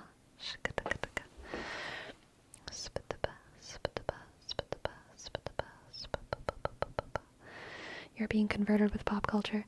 I mean, Inshallah doesn't, it just means God willing, from what I understand. So, it's just saying God willing in a different language, and that's not actually, it can be whichever God.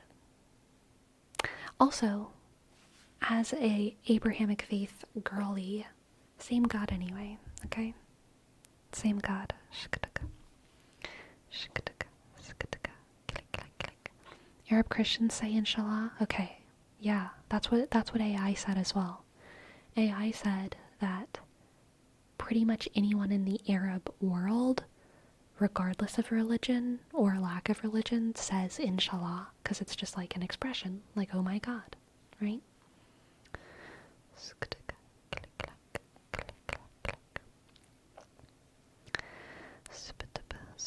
How different is the way they behave in the Habibi version of the show? So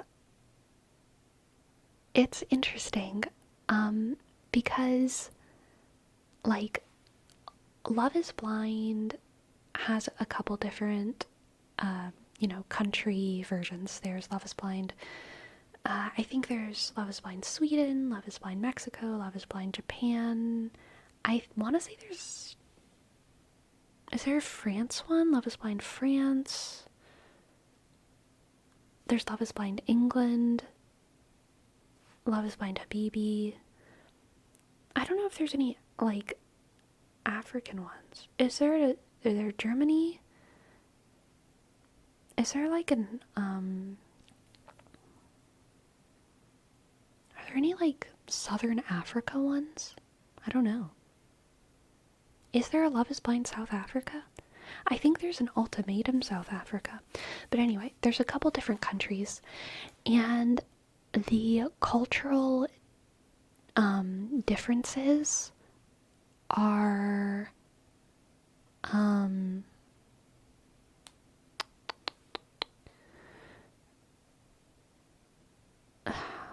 it's interesting because on one hand it seems like the show is trying to portray those cultural differences and the different, like, colors of different cultures, how they flirt, their fashion, their food, like all of these things. But then also core to the show is like love stripped away from all of these like shallow aspects of falling in love. So like it's an interesting way of I don't know, showcasing that. But the cultural differences are definitely clear, and honestly I think that's part of why I like the Japan and Habibi versions the most, because the England one and the Sweden one, and there's a Brazil one. The Brazil one, even though those are different cultures and they're different from America, they're unique, they're not different enough that I feel like I'm peering into something exotic and foreign, but they also don't have the production value of the US version, and so they kind of just feel more boring to me because there's less production value and less of an exotic aspect at the same time.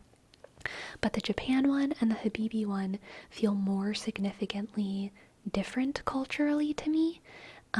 And so even though it is clear that the production value is less and like the kind of cultural conversation is less, when the Love is Blind US happens, like the internet is like blowing up with like Love is Blind drama. No one talks about these other foreign versions of the show as much, so there's not as much of like an interesting pop cultural conversation about the show happening. But the shows themselves feel more exotic to me, so like I'm more interested. And they're exciting to watch. I like Love is Blind Habibi. I think it's really interesting and cool, and it makes me want more. I wish I had more content from the Middle Eastern world that was entertaining and fun for me to watch. Like, honestly, that's my biggest feeling from it, because I love religion, and I love the Middle East, I love these things. And it seems like a lot of content in the media that in any way involves the Middle East is pretty tied to like the present day political scariness of the world. And I don't know, I just want to like look at pretty architecture and look at the calligraphy and like hear the music. Oh my god, the music. I've also been watching streamers play Black Myth Wukong recently. Different part of the world, but the music in Black Myth Wukong makes me like want more Chinese content as well. I want more China. I want more China in my life. I have not been exposed to enough China, and I have not been exposed to enough of the Middle East. Basically, the pop culture media coming out of these countries, the propaganda coming out of these countries, aimed at softening Americans' hearts towards these foreign people is working on me, okay? I love the world. I love the world. I love the world. I love Chinese history and culture, and I also love the history and culture of the Middle East. And I love the history and culture of every part of the world equally, okay? It's all cool. It's all interesting. But one of the most interesting things specifically about Love is Blind Habibi is that the men are the drama starters, which I think is fascinating, because in the American Love is Blind, usually the women start drama. That's not to say that women are the problem. I would say across the board, when it comes to like who's the root of issues in relationships, it's even when it comes to gender. But in the American version of Love is Blind, I feel like a lot of times guys are like, I don't understand what's going on. What's happening? And it's either because nothing is going on and a woman is overreacting, or because they're a man-child and they don't realize what a piece of poop they've been. Or it's something else. But usually they don't realize they fucked up because they're an idiot, or the woman is starting drama over something that she actually shouldn't.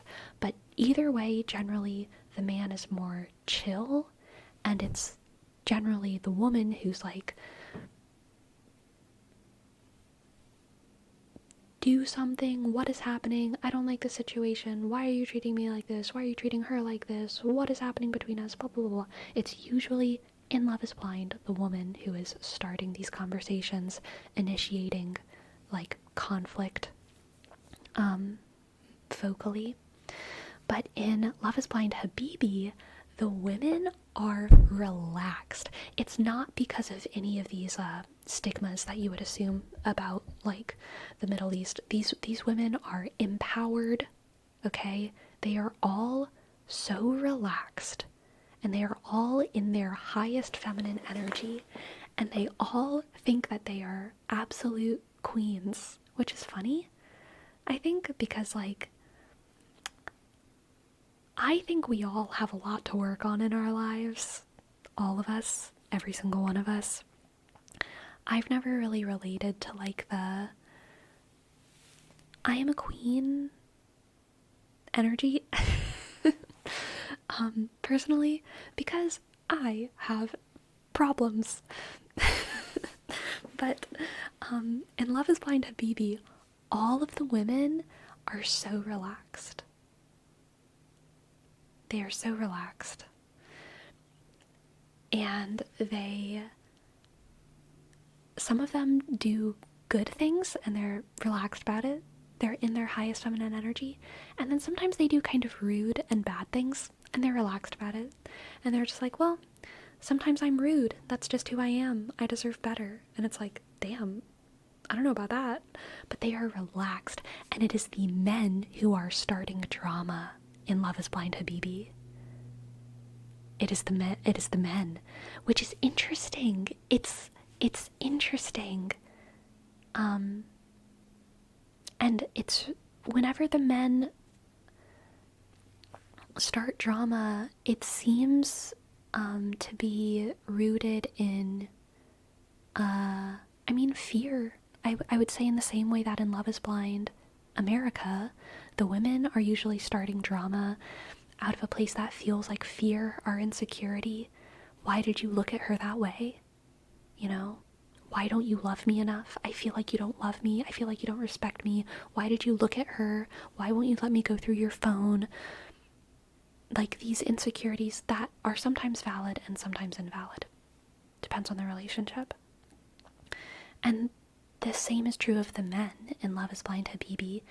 They are so, they're sensitive.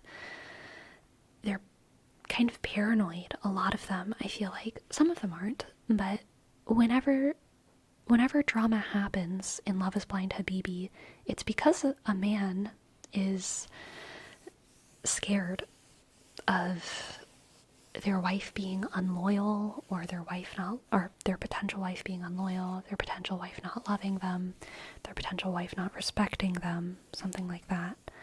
And I don't know what that says really about the overall culture. I don't know how to fully interpret it. As it turns out, male insecurity is a global phenomenon. That's true. So is female insecurity. It's actually original sin. It's actually just a human thing, and maybe even a monkey thing, okay? Like sometimes I look at like macaque behavior, and I'm like, I feel like you might be sinning right now. But I never feel that way with lions. But sometimes other primates.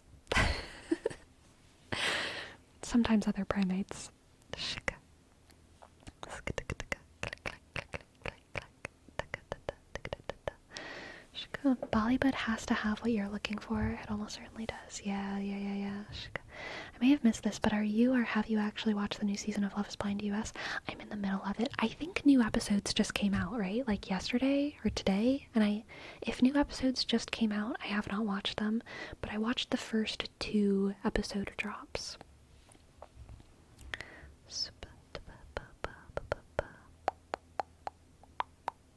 Everyone is some level of insecure, at least I think. Some are better at hiding it though. Dude, you know why though? So I was just using like religious language of like original sin or whatever, but actually, you know why? It's because we were all babies. We were all born as like fucking babies. Do you know how stupid and dumb and weak babies are? Of course we're insecure. We used to be babies. We used to be babies. How stupid is that? Of course we're insecure. New objective of unlocked, skip the baby stage. True, something.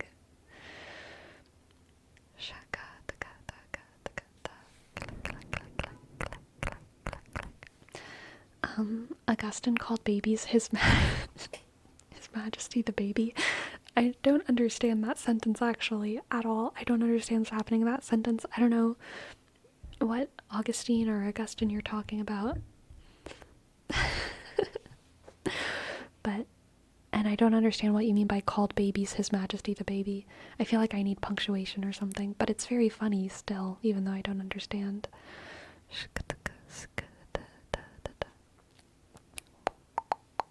I think Thomas Aquinas had a pretty funny thing that's popping in my head. Thomas Aquinas did not believe that the soul went into the fetus until a while after it was after the fetus is like after conception.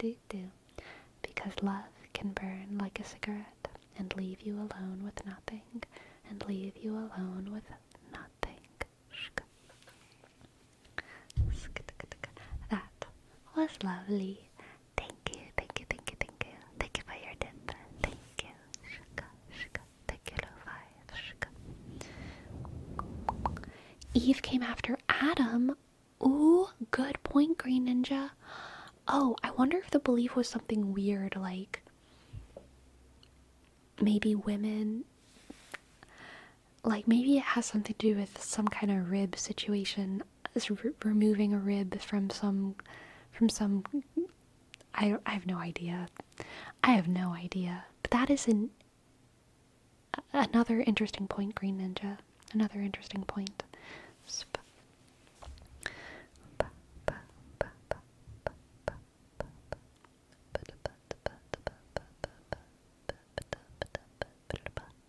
It is break time, it is break time, MNC.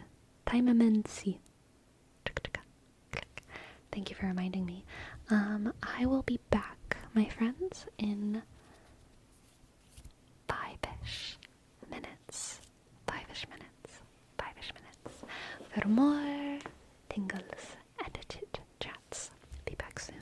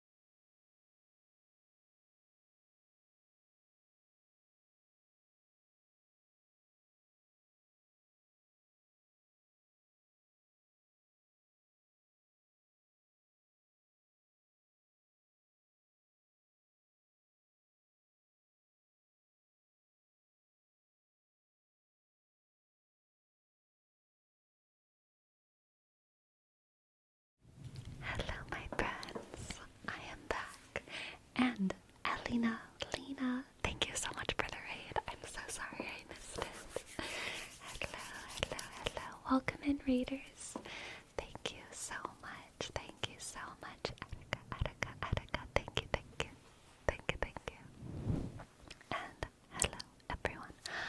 I just thought of a fantastic movie idea.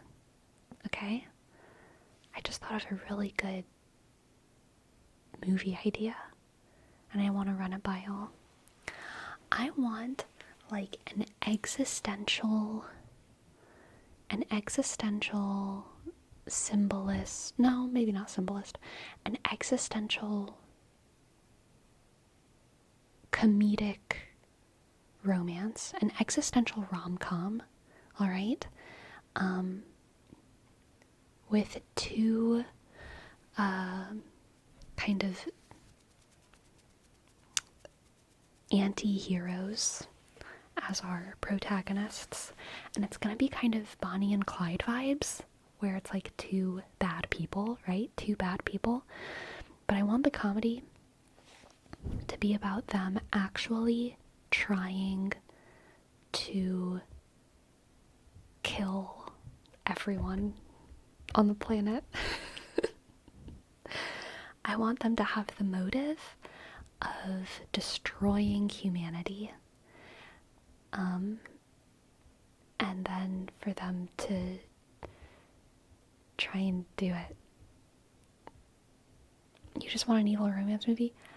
I want a funny, ridiculous romance movie. Evil romance movie. Okay? If I wanted an evil romance movie that was just like that, I would just watch some vampire shit. But no. I want like an existential comedy. Romantic comedy. Devilman Cry Baby? I don't know what that is.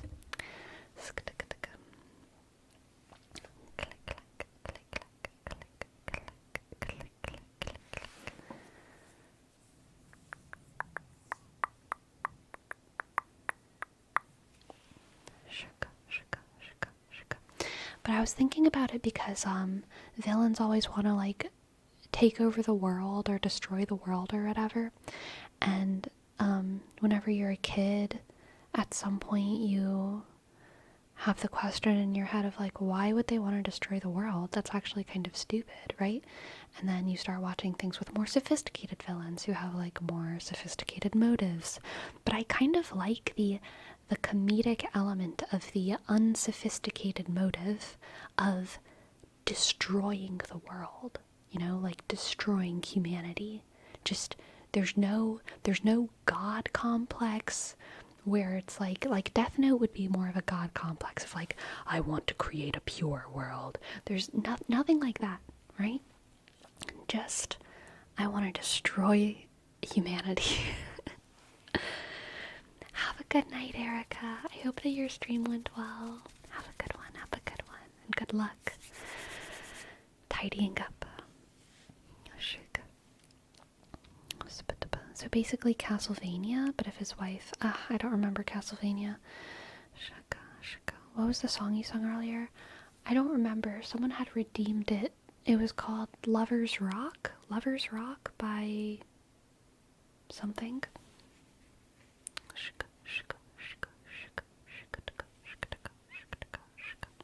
Oh wait, that was the song that I spoke. The song that I sung earlier was Confidence from The Sound of Musical. I don't know if you were talking about that one. I have confidence and confidence alone. Beside what you see, I have confidence in me. That one.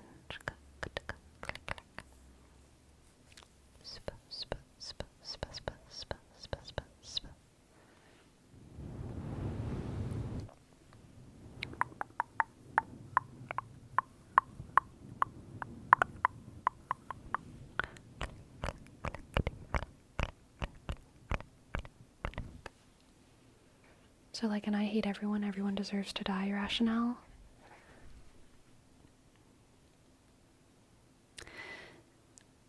I hate everyone. Not everyone deserves to die. That's too sophisticated. Too sophisticated for my existentialist comedy, okay? Just, I hate everyone. We hate everyone. We hate It's not about deserving, alright? That's like a whole philosophy. Oh, you need a philosophy to think about who deserves what. None of that. None of that here. Just we hate everyone.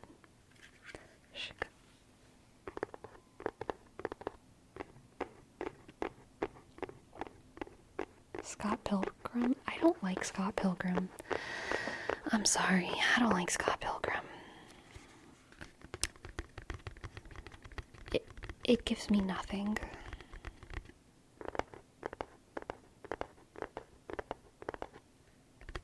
Who's winning? Broncos versus Saints? Are the Broncos and the Saints playing like today or something? I'm Team Saints, alright, I gotta be. I don't even know where the Broncos are from, but everyone knows where the Saints are from.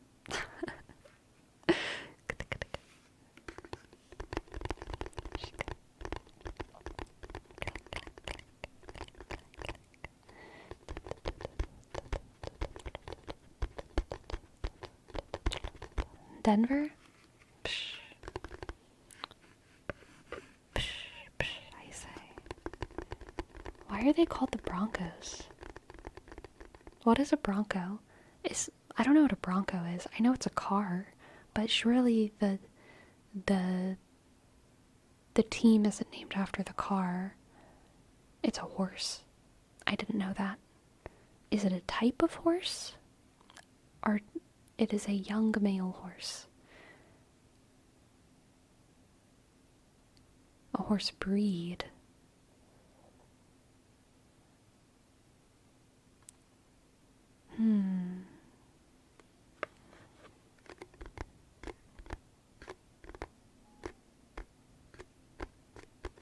I didn't know horses had breeds.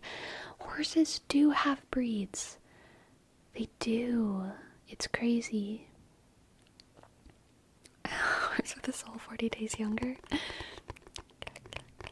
A wild horse? No, isn't a wild horse just a stallion? Half wild horse? So like when a stallion mates with a homeboy, when a stallion mates with a kitty pet horse, is the baby a bronco, but only if it's a boy? I'm so confused. What is a bronco?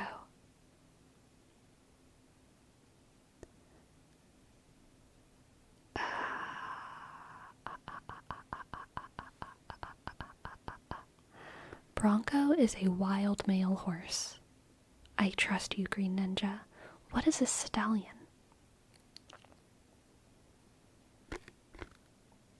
I feel like we've had this conversation before.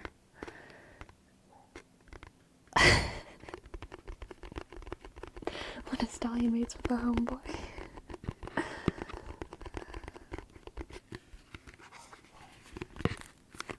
We need a horse girl to come in here and teach us. Honestly, I'm gonna say what no one wants to admit, alright? The world needs more horse girls, and I'm not one of them, and I know they're obnoxious, but they're obnoxious because of their virtues, okay? They're enthusiastic, they're dedicated, they're conscientious, they're fucking strong, athletic girls. Like, the world would benefit if there were substantially more horse girls in it than there are. They would put us all to shame. They would put us all to shame. Shaka, shaka, shaka, shaka, shaka, shaka, shaka, shaka, shaka.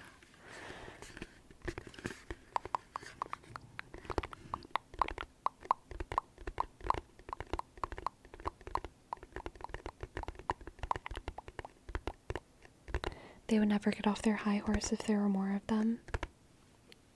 As they shouldn't. They shouldn't. They should stay on their high horse.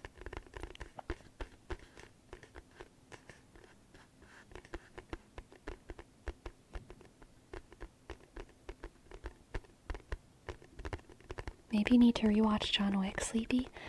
I don't think I've ever watched John Wick, so you're telling me I need to watch a movie twice in order to get sweet, satisfying revenge?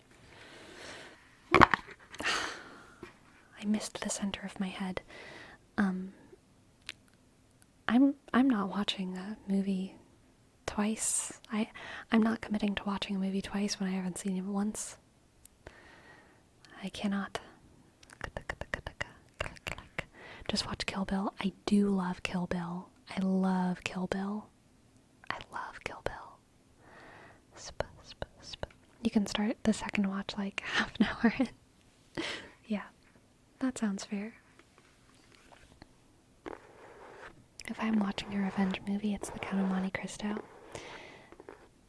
I know that I've seen the movie for The Count of Monte Cristo, but I don't remember it like almost at all. I remember the book more than the movie.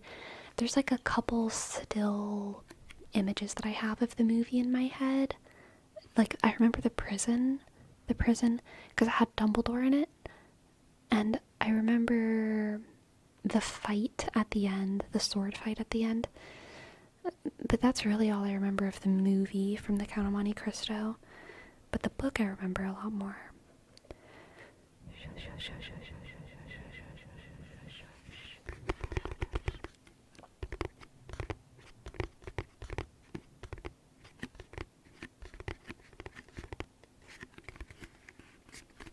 You know what's interesting is like, I don't think of myself as a visual reader.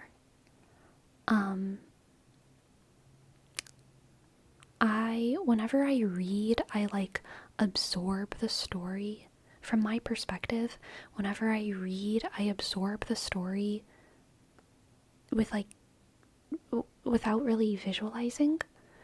And I don't know how to describe that, but it's like the words just translate to like story. And I don't visualize it. But whenever I remember a book, I do have visual memories of the story.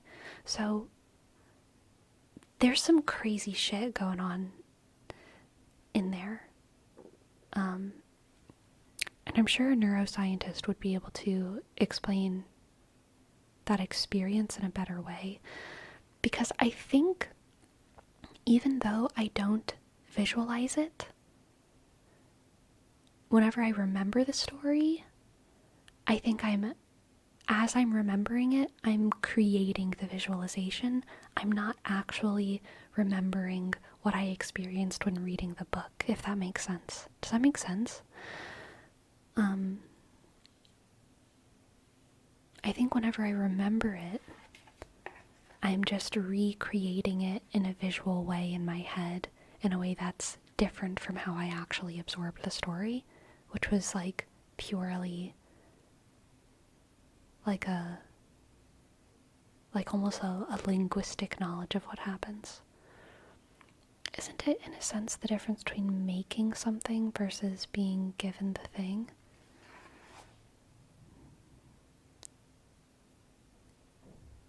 I think so. I think I understand. If you mean making something, as in like whenever I'm reading the story, I'm like making something in my head, and being given the thing is when I'm remembering it. Is that what you're saying? I don't know if I'm comprehending. Isn't it the same thing with memories? Like you remember what happened, but you have to visualize it? That's exactly, yes, that's exactly how it is. Yes. Whenever you visualize a memory, you're not actually like, the memory doesn't like exist in your head in a little VHS tape that you play. What you have in your head is the knowledge of what happened. The knowledge of what happened exists in your head, but the visual of what happened doesn't actually just exist in your head. You have to recreate that in the moment. And that's exactly how it is when I remember books, except the difference is that with books, there's never a visual component. For me, I never see things when I read. It's also like I never even visualize characters really, which I think other people do much more than me. It's weird. Like, it's weird for, I've been reading Throne of Glass now for like over a year, and I don't picture the characters in my head, but I have descriptions of them in my head.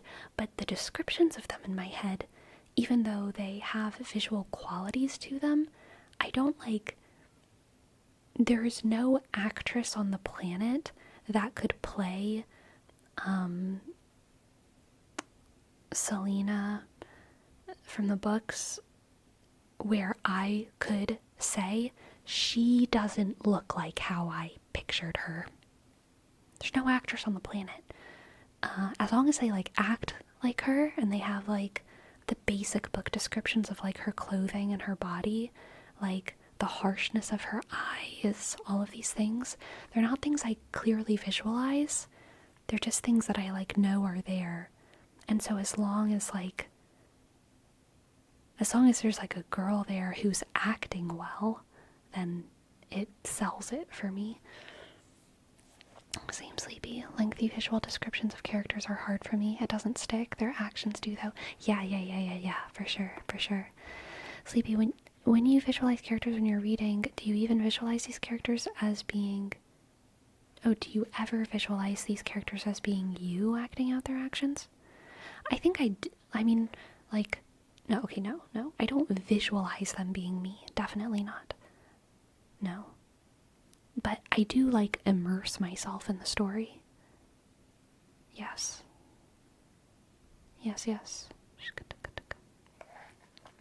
Dang, characters are so clear in my head. Yeah, they're not for me. I think my, like, visual imagination, isn't that great. It's pretty good. Like, I can definitely picture things in my head. But I'm a horrible artist. Like, drawing things, oh my god. Translating from, like, what I see in my head to, like, drawing it is, like, it's so bad. Like, there's been times at family gatherings where we're, like, playing those drawing games. And there's pretty simple instructions, like, draw a cow, draw a sheep, draw a chipmunk, draw a car, and these basic shapes, I know what they are, but drawing it, I can't make it connect, which makes me realize that, like, in my head, the knowledge of what the thing looks like is very different from, like, the visualization of what it looks like.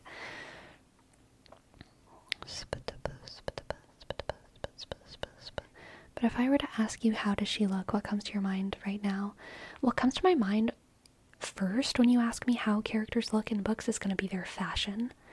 I picture Selena, she's an assassin, so I picture knives and, like, tight black clothing, and I would say, like, slim and athletic comes to mind, but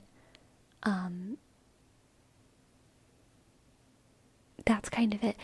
I can remember the description of her in the book. So, like, I know that she has blonde hair and eyes that are blue and gold, and I know that she's beautiful, but, like, I don't know, I don't think about it that much. The first thing that I think of is the clothes and kind of, like, the physicality, the actions, the energy.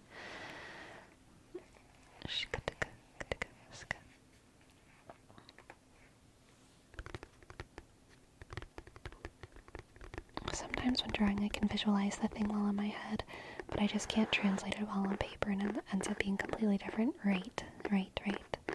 So this happens to characters you read about first and don't see, right? The same thing doesn't happen when you see a character first, right?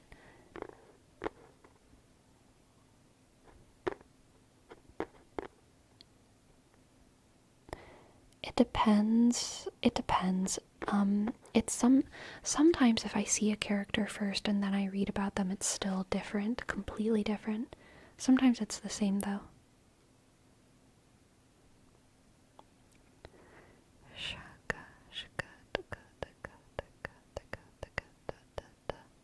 you imagine an anime? No, I don't imagine an anime. Although I will admit, I have before. The book that I imagined the most in anime was actually Mistborn, the Mistborn trilogy, the first arc of Mistborn. I definitely imagined some of that in anime. And I can't think of any other books where I've done that off the top of my head. But there's probably been some, but in general, no.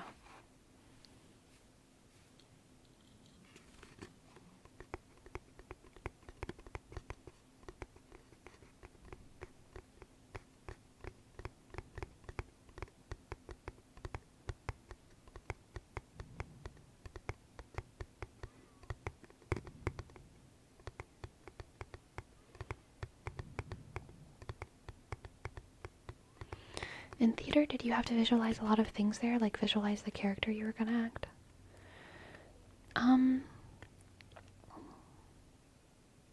You definitely have to imagine a lot in theater, and like sometimes that includes visualizing, definitely, but like visualizing the character you're gonna act, I don't know if I visualize because whenever I've acted like a character,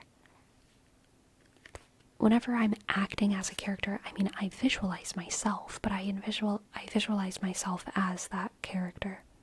Like, I've never acted as a character and felt like my arms were longer, or my muscles were bigger, or my nose was smaller, or my eyes were green.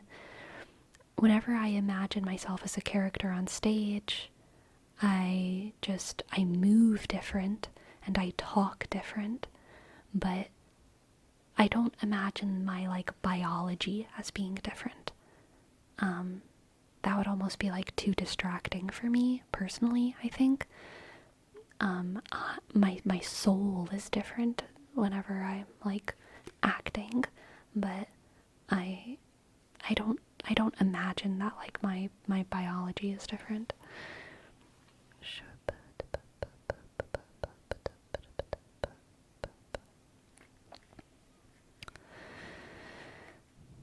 Which is actually interesting because, I've played men before on stage and I just straight up don't think about it. I never think about, whenever I'm playing men, I don't actually think about the biological side of that. I just think of, I mean, it would be weird to. Why would I be thinking about, that would be weird. I just imagine,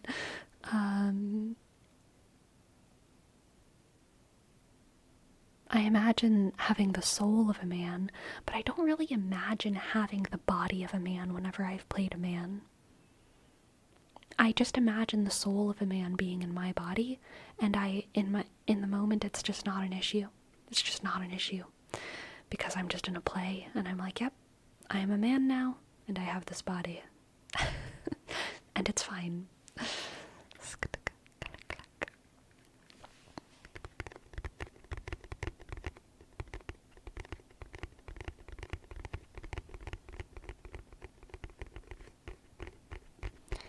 What if you were trying to visualize a character's expressions? Like, what comes to your mind? Like, Selena smiling.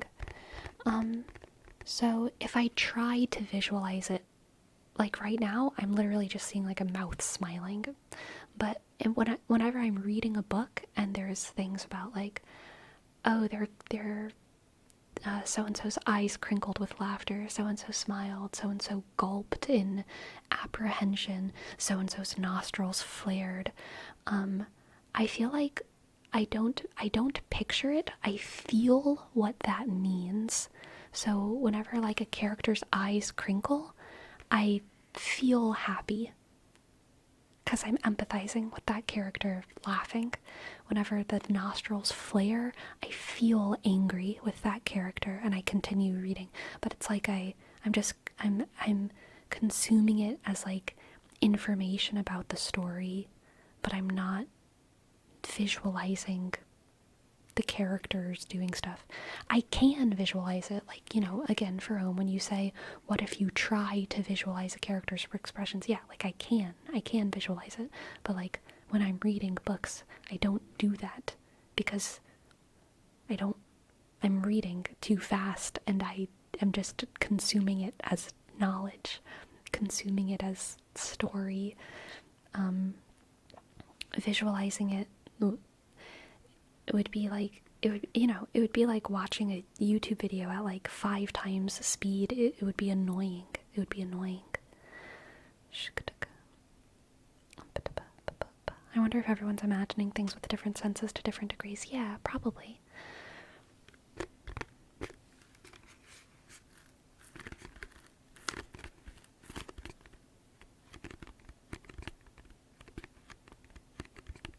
That's so interesting. So you consume content by feeling it instead of projecting it as images. Yeah. What about when watching visual content like a movie? I mean, I don't know. What about when watching visual content? When I'm watching visual content, I'm definitely seeing it. But I don't know what more to say about it. What else do I say? Yes, I do see movies.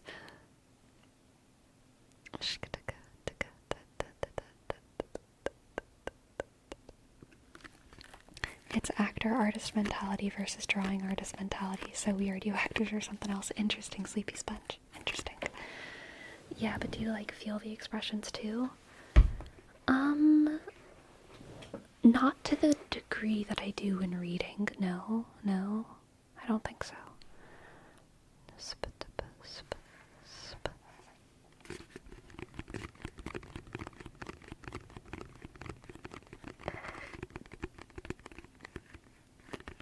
Do you have some sort of aphantasia? No, definitely not.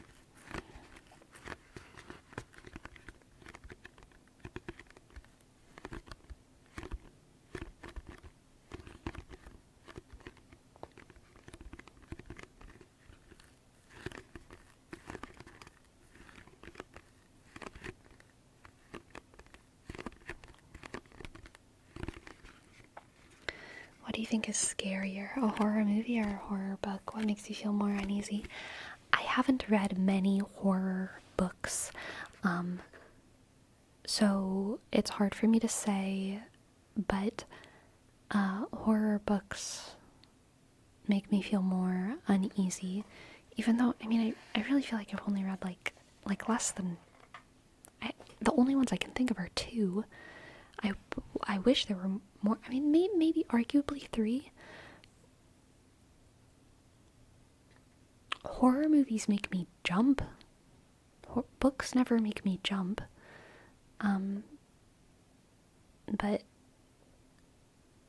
But horror books can deeply unsettle me. And horror movies, you know how like whenever you know how whenever someone like tickles you, you become extra reactive for like a certain amount of time? You see, like, especially when you're a kid or something and someone tickles you, for the next like 10 minutes, anytime you see like an arm, you're like, you know what I mean? You know what I mean? That's how it feels whenever I watch a horror movie. I feel activated. I feel activated after watching a horror movie, and that can last for like hours, right? Where I'm a little bit scared in a very reactive way. Corners kind of like, oh, there's something dark in that corner. There's something, oh, that sound freaked me out. Like, I'm much more easily spooked after watching a horror movie, and horror books don't do that almost at all, I would say. But horror books can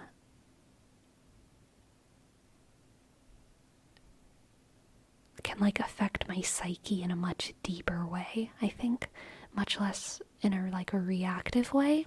I don't feel activated physically in the same way by horror books as I do with horror movies. But I do feel scared. Scaredy scared.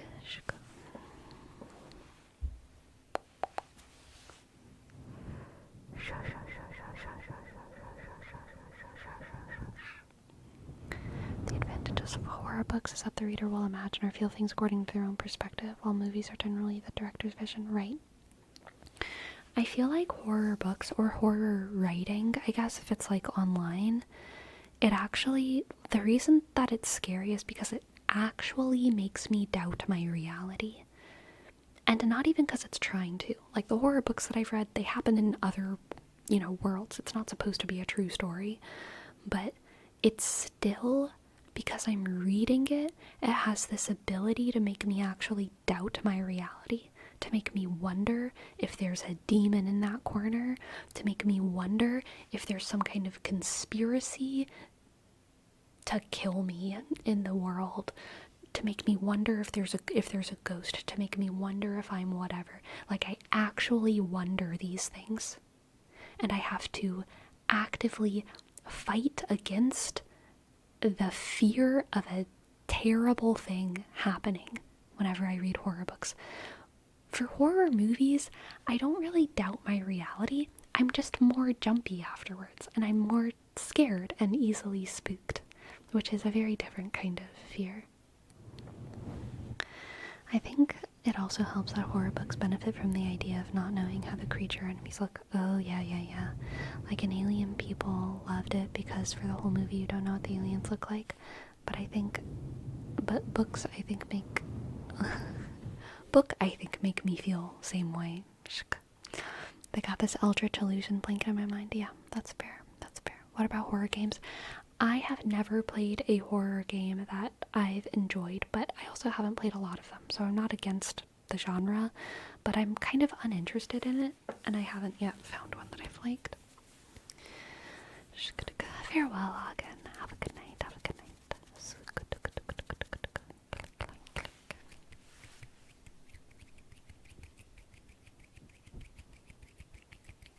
I totally agree, Ukrainiano. The Blair Witch Project.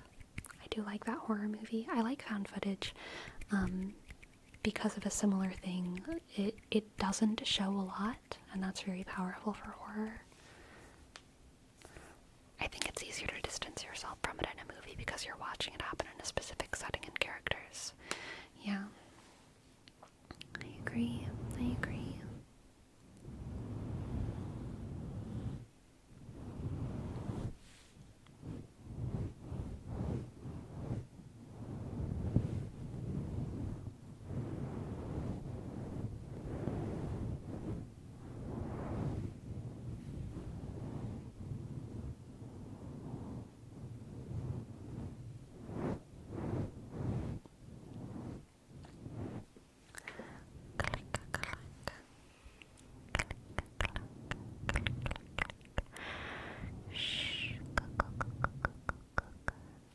Do.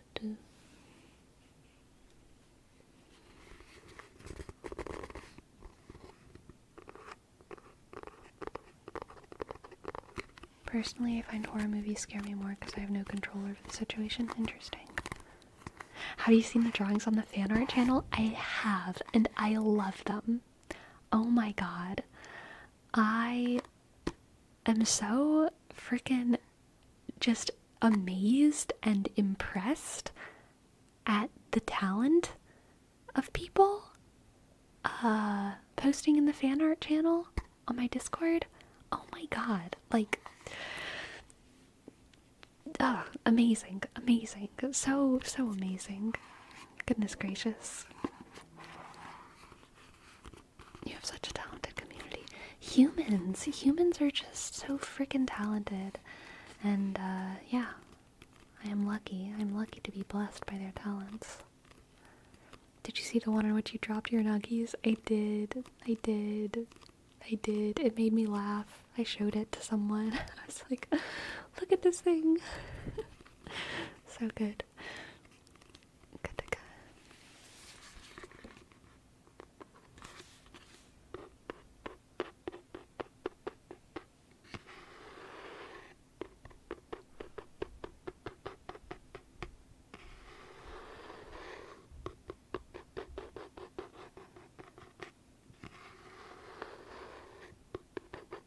Glad I made you happy. Oh my gosh. Sleepy Sponge.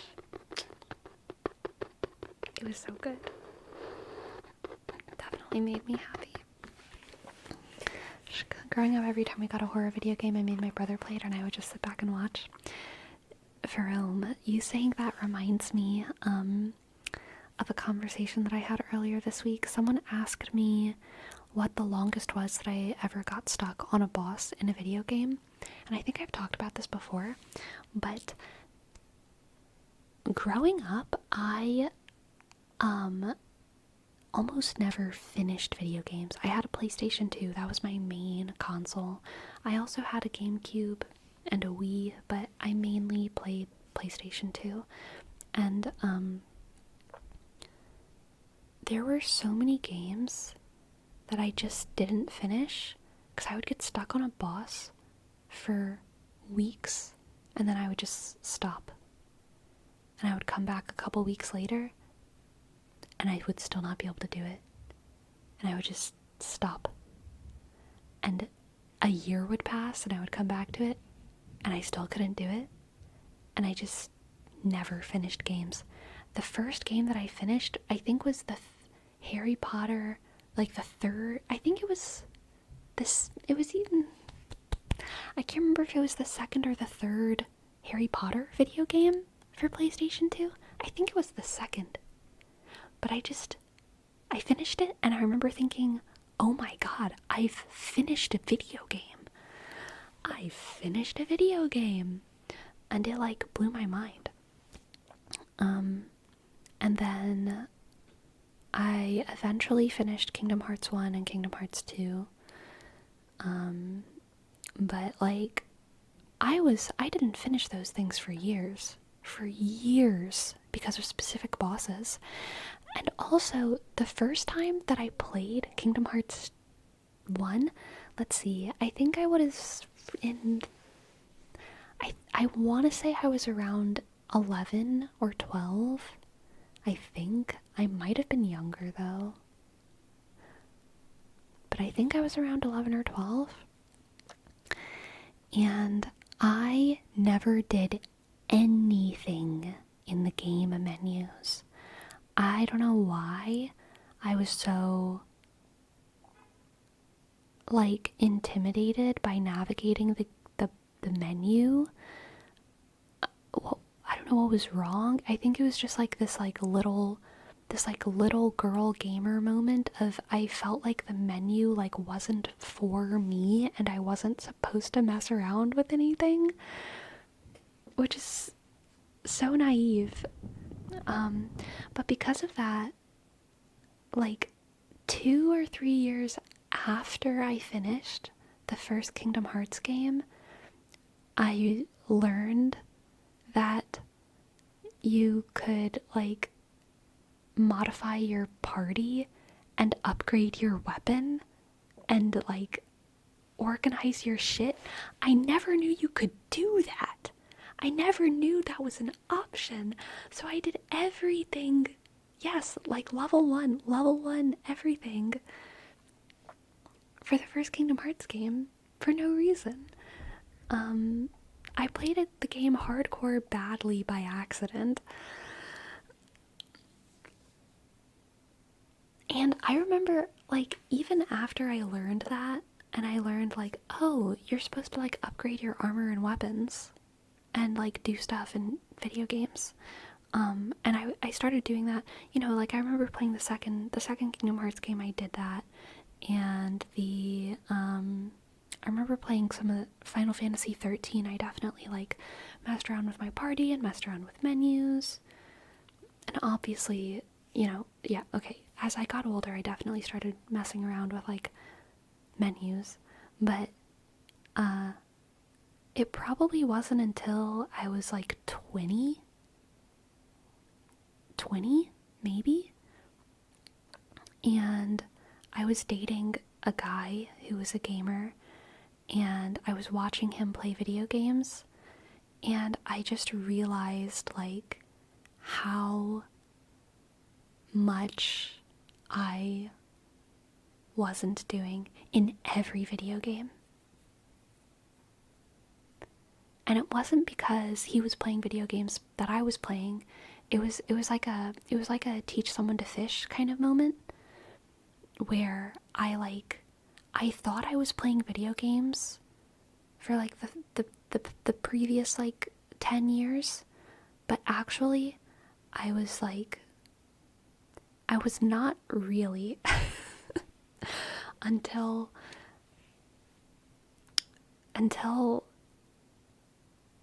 one man taught me how to like actually play video games, which is kind of embarrassing, but it is true. It is true. Just being brave enough to navigate the menus and the settings. Changing equipment, moves every fight, yes, yes, yes. Just using your resources, using all of it. Everything in the game is there for you. This is so obvious to people who like grew up with other gamers, okay? It's not a man-woman thing. It's just that female gamers are oftentimes solitary. Men have each other. So whenever you're like an 11-year-old guy, you're with all of your other guys and you have this like pool of knowledge, and it helps to make you all better at video games because there's more than one of you. Girls, you might have like 2 girl gamers who are friends, maybe, right? So we just have like less access to the hive mind of like game knowledge, and it's a major like debuff for our entire gaming lives. But where was I going with this? I just needed access into the hive mind because I was like a solitary creature. But you got the internet? Not always. I was playing PlayStation 2. You don't need the internet to be playing Kingdom Hearts and that, all that. I didn't have internet for a lot of my childhood, but similarly, whenever I started playing League of Legends, first of all, I started playing League of Legends, I think, in Season 3, and I had no idea League of Legends was as big of a deal as it was.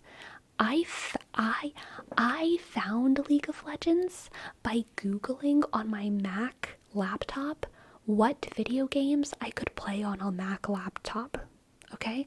I Googled what video games can I play on my Macintosh laptop, and League of Legends came up. And I downloaded it, and I played it by myself. And I played just with bots for a while. When I started playing with other people,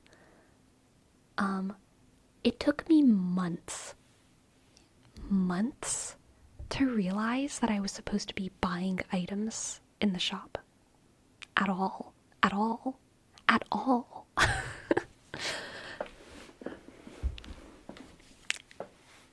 And I was playing on my trackpad, too.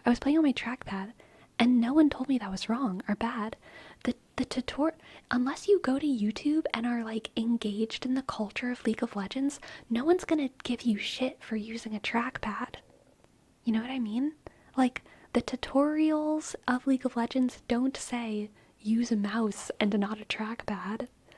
Like, that, in order to know that, you need to have access to the hive mind. Which I just didn't know that was bad. But eventually I did start playing League of Legends with a group of guys, and I learned a lot, and it was good. I got better. I got pretty good. But yeah, it's crazy. It's crazy how much I didn't know for so long. It sounds to me like a man changed how you enjoy games, and that was unfair of them to do it. Sleepy, you were born to be a level 1 no-hit challenge run player, and they took that away from you. No, I was blessed, okay? I was blessed by my ex, honestly. Silver lining, he taught me how to play video games like a real gamer, okay? Did you have gamer girlfriends? So, growing up, my sister and I did play video games together a little bit, but I was definitely more into it than she was. And I also had some friends who I would sometimes play,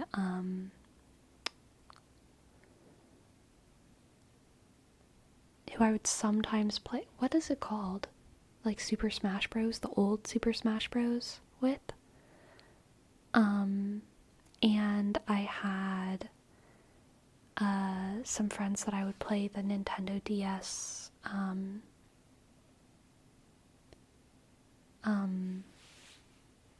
Mario Kart with.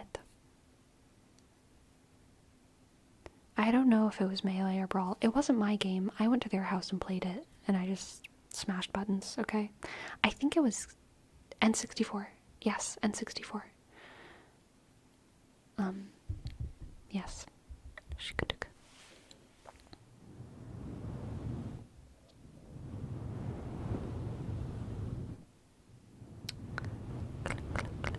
Yeah, OG Smash Bros.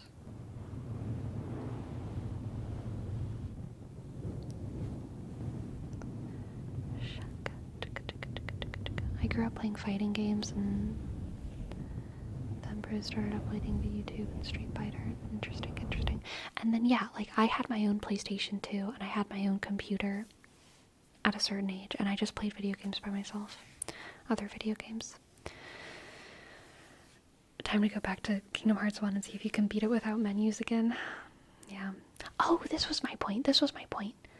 This is so obvious to people who had access to the hive mind, or to people who have access to the hive mind.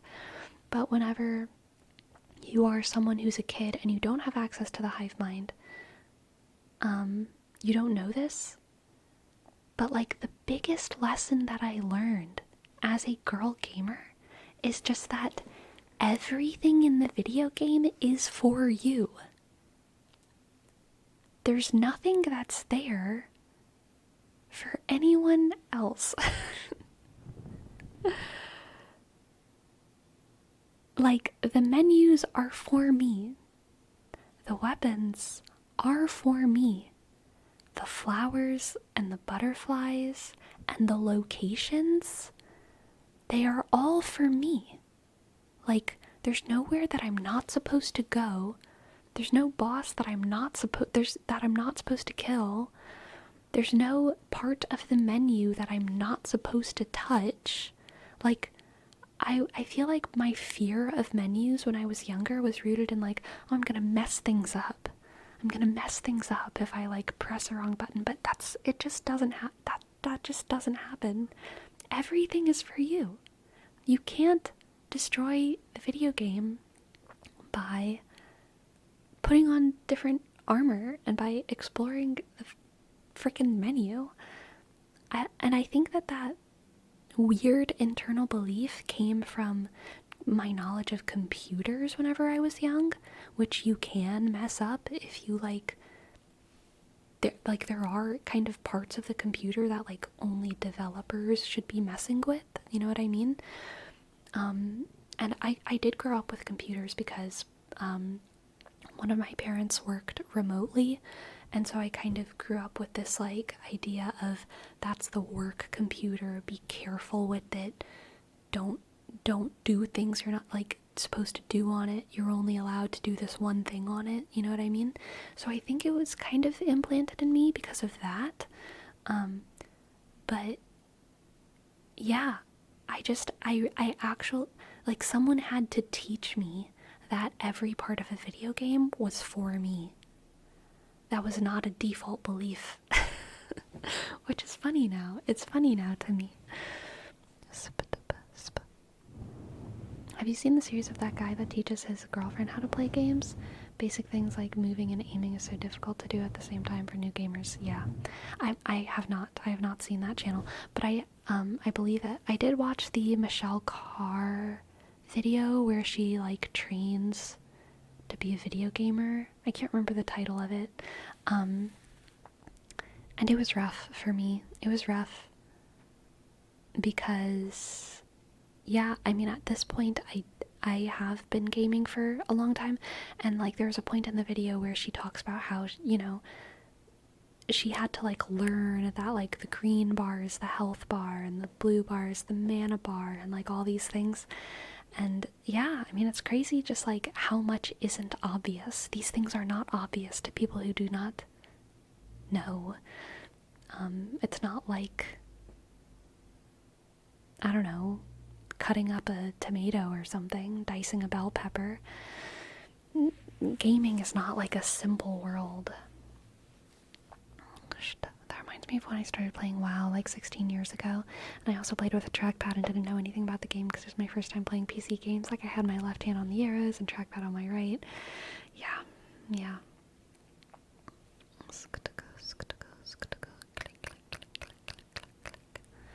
Did you ever read fantasy before playing games? Oh yeah. I started reading fantasy. Well, I mean, I played games before I read fantasy, but I don't think I played fantasy games. Like, the first games that I played were, well, I guess Neopets. Yeah, like Neopets, SimCity. What were the first video games I played? I played Barbie video games, which is funny. Like when I was really like basically a toddler, just out of toddlerhood, toddlehood, fresh out of toddlehood. I was playing Barbie video games, and I had like a Dalmatians computer game that I remember as well. But none of those really had like, I don't know, health potions. I think except for Neopets. I played Webkins as well. But I started reading fantasy when I was very young. When I was around 6, I started reading fantasy. I don't think I was playing like complicated story video games. Kingdom Hearts was the first one. And I was, I think, 9 or 10 when I started playing Kingdom Hearts. How game coded was Tumblr era? Tumblr was definitely, there's definitely more of an emphasis on TV shows and books, but there was a lot of Final Fantasy thirst on Tumblr as well. And a lot of Sims. People talked about the Sims on Tumblr a lot as well. Sims memes. Yeah. But it was definitely more TV shows, mostly TV shows and books.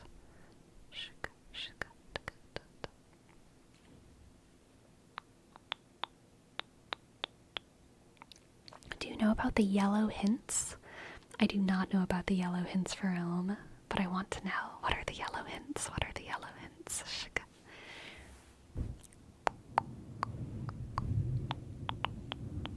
What color did you think health potions were in books? I don't think I visualized it. I don't think I visualized it. But what book has a health potion? Like, in books, I feel like even fantasy books, there's like health spells, healing spells, healing rituals. But just like, drink this and it'll heal you? I feel like that doesn't happen in many books that I can think of.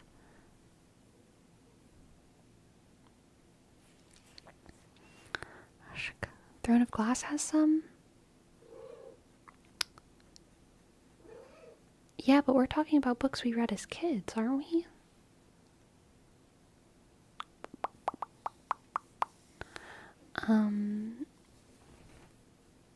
But yeah, I mean, honestly, I feel like I either picture them clear or... Hello, girl. She just put her arm, like, all the way over here. She reached up so high. What is it?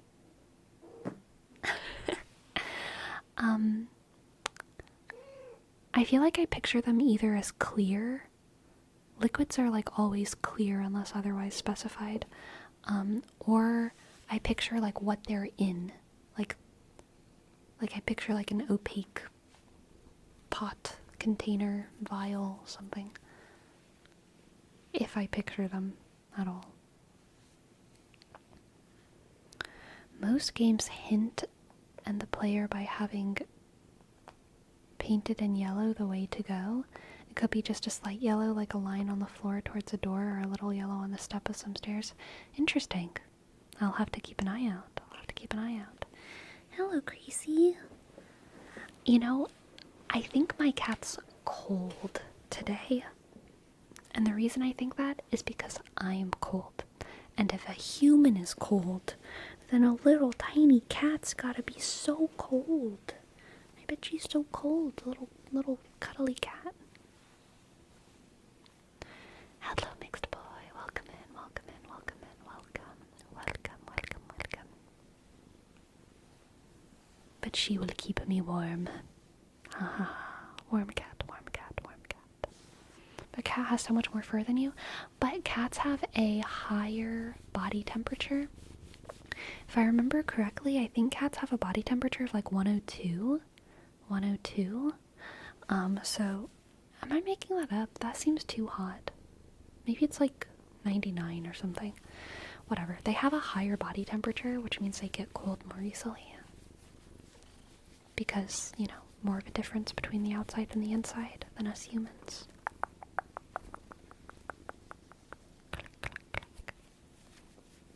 Scratchy, scratchy, scratchy, scratchy, scratchy, scratchy, scratchy, scratchy.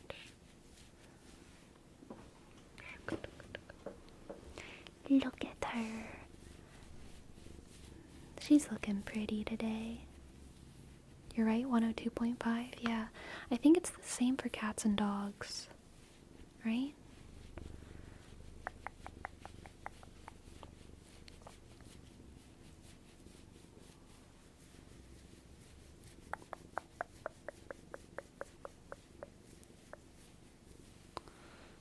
.5 is the radio station in my hometown.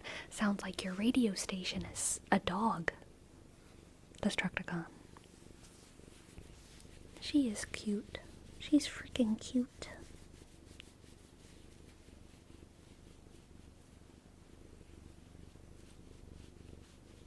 Hello, Louis Rayab. Welcome in.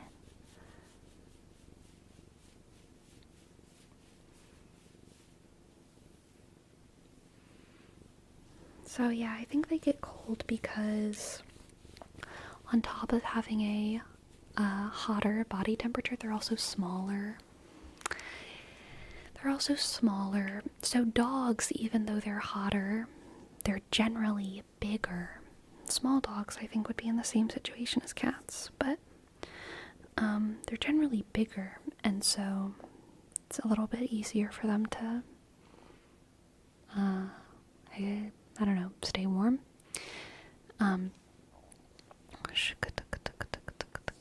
Ferrome, thank you for your tip. Thank you for your tip. Yes, I shall give you everything. Everything.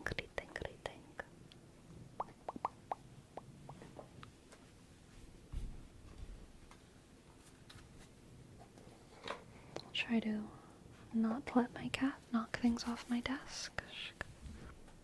There she goes. Alright, let's see what the cards have for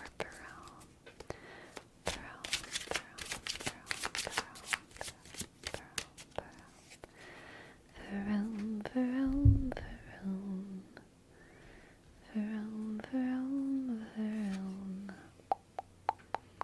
Six of Wands. Six of Wands. Five of Pentacles.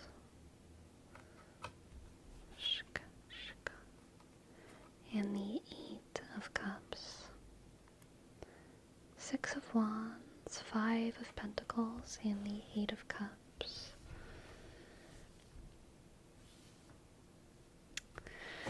Ferrome, I feel like you are going to have some kind of achievement that everyone else values, but you don't. You don't value it. In fact, it's going to be something that maybe you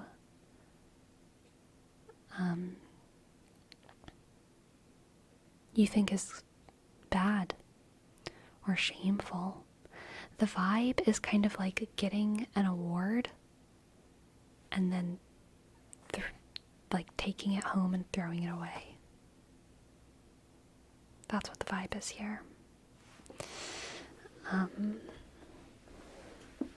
I don't think this is some kind of aggressive outward rejection, but it is a quiet walking away from success as defined by other people. That Six of Wands is other people recognizing you and congratulating you for something. But the Five of Pentacles and the Eight of Cups are you rejecting something and walking away from it. And not doing that happily. I would say probably doing it remorsefully or apathetically, or maybe with some element of shame, but it might not be personal shame, you know. It might just be like, I don't stand for what you stand for, and like walking away. If that makes sense. Let's get another card. We have the Knight of Pentacles. Yeah. This is you valuing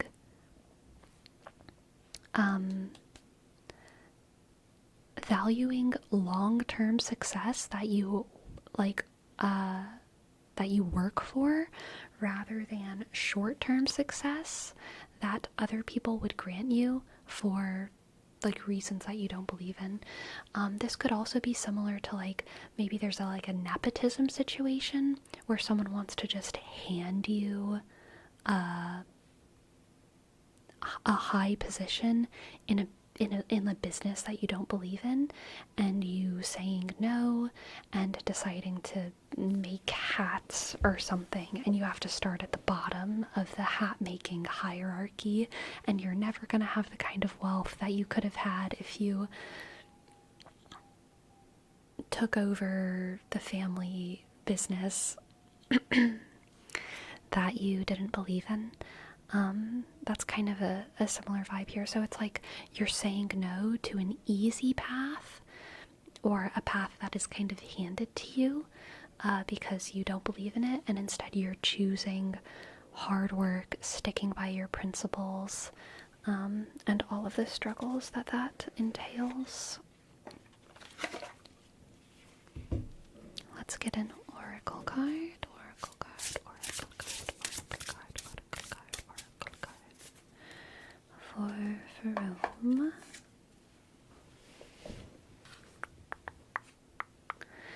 The Squirrel and Chestnut. Preparation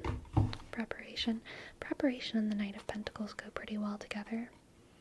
Again, I think this is getting ready for the long haul, getting ready for getting ready for hard work instead of easy achievement. Getting ready for hard work instead of easy achievement. And readying your principles, preparing your principles, because they might be challenged soon, okay? Thank you for letting me read for you. I hope that you enjoyed, and I hope that it resonated. Thank you, thank you, thank you. I have an embarrassing confession to make. I went on a walk today, and on a lot of my walks that I've gone on recently, I've seen this same dog along with this guy who's walking the dog. I don't know what kind of dog it is. It's like a white puffy dog, and it's big, but it's not super big. It's not a giant white puffy dog. It's big enough to meet the criteria for being a big dog, but only just big enough to be a big dog, but not huge. And it has this cute little swirly puffy tail, and it's all white, and it's so cute. It's the same dog you talked about before? I don't even know. I have no idea. I feel like you talk about dogs all the time, and I don't know. I've talked about a lot of dogs. I don't remember if I talked about this one before or not. It's a white puffy dog, and it's very cute. And I've seen it a couple times now. Familiar feeling, TBH. I've had careers before that I've been told I was pretty good at, but I moved away from it because it wasn't what I wanted for myself. Sometimes I think it could have been easy to keep going down that path, but I decided to make life hard for myself for no reason other than principles. You think that might be a good reason? I do, Ferone. If something doesn't match your principles, don't do it. So I don't think you should do anything for money that you wouldn't do for free, if that makes sense. When it comes to like whether or not it aligns with your principles. You know what I mean? If it's because of how hard it is, that's fine. You can do hard work that you wouldn't do for free because it's hard and you'll get paid. That's fine. But like when it comes to a question of principle, I think if you think it would be like wrong to do for free, you probably shouldn't do it for money. Personally, not everyone has the freedom to have that kind of standard, which I also have empathy for, so it can't be like applied to everyone, but I try to avoid doing anything for money that I wouldn't do for free.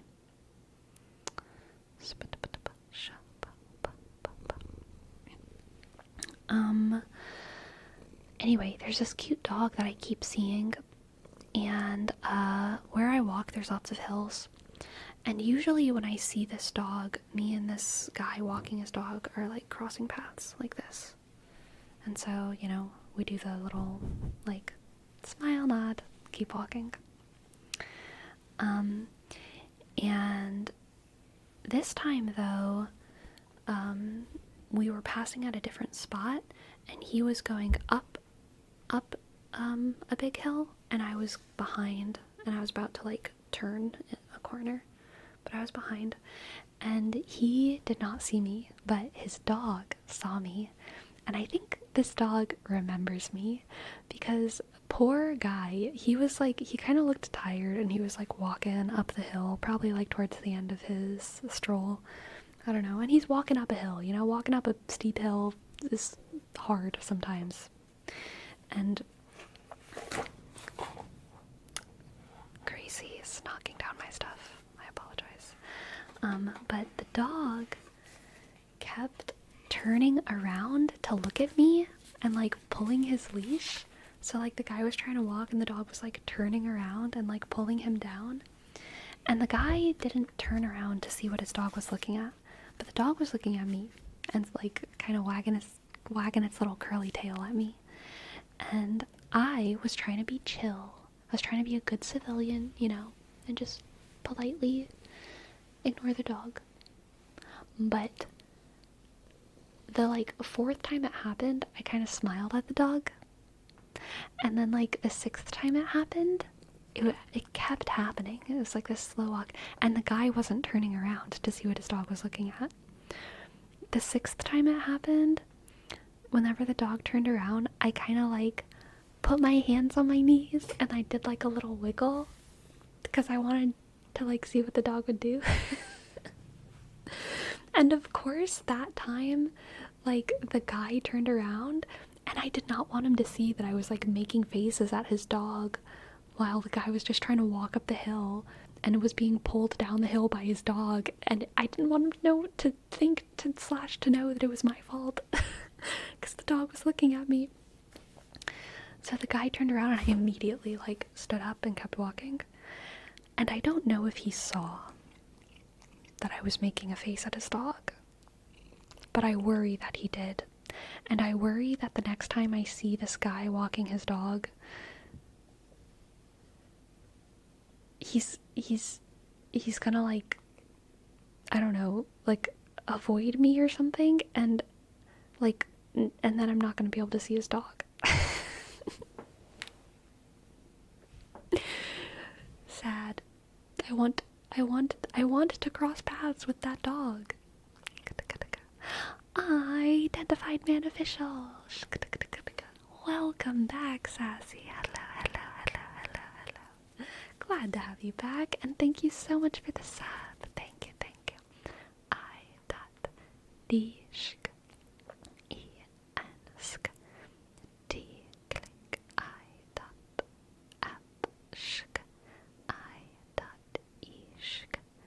D M A shk N click O sk F shk F sk I dot C I dot A shk L. Thank you.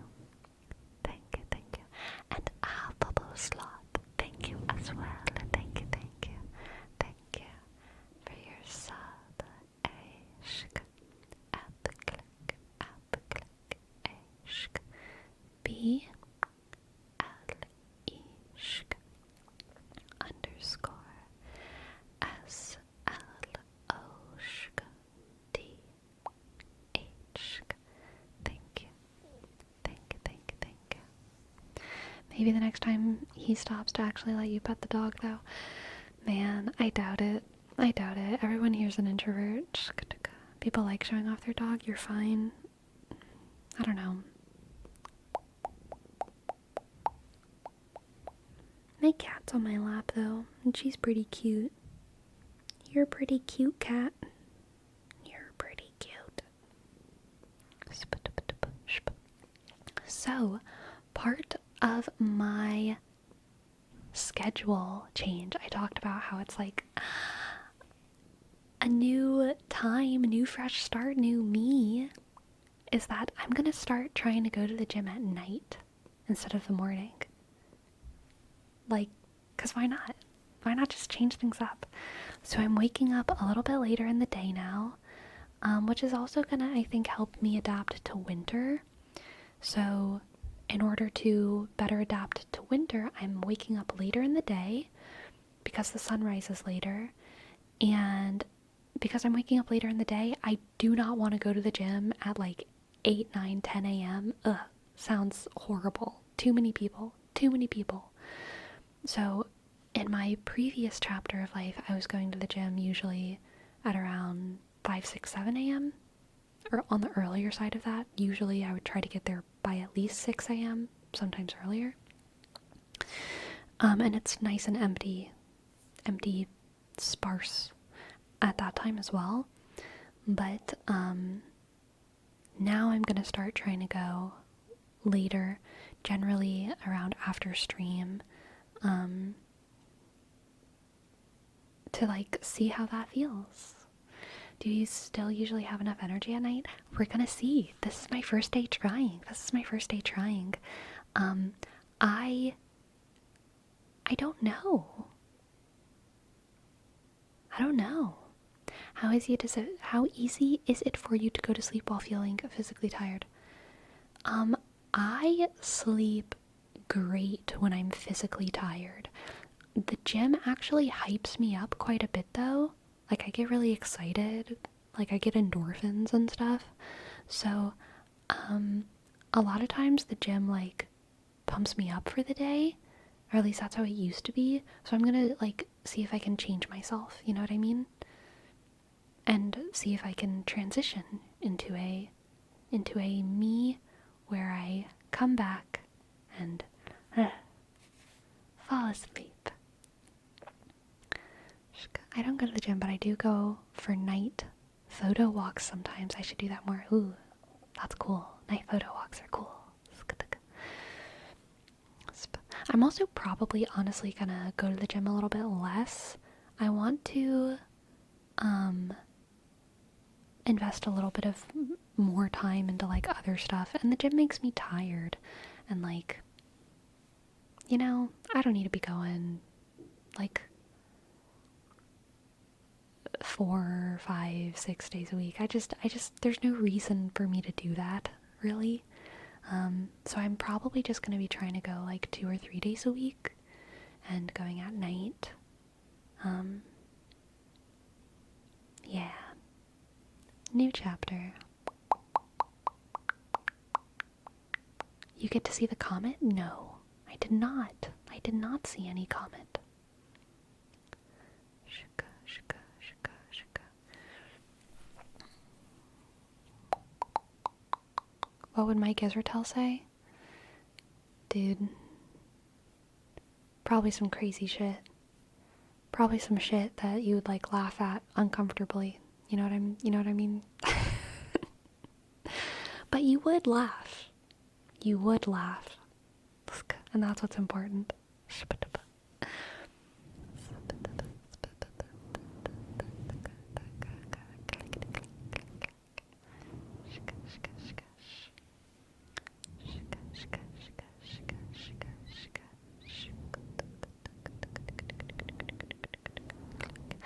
What's the plan for tonight's gym? I actually don't know. I haven't decided. It has been a couple days since I've gone to the gym, and the last day that I had was leg day, which makes me think today should be upper body day, but my legs feel fresh, so part of me is like, why not just have another leg day, you know what I mean? But I might feel kind of tired because it's at the end of the day instead of the beginning. So maybe I'm gonna want to do arm day or upper body day because upper body day is a little bit easier than leg day.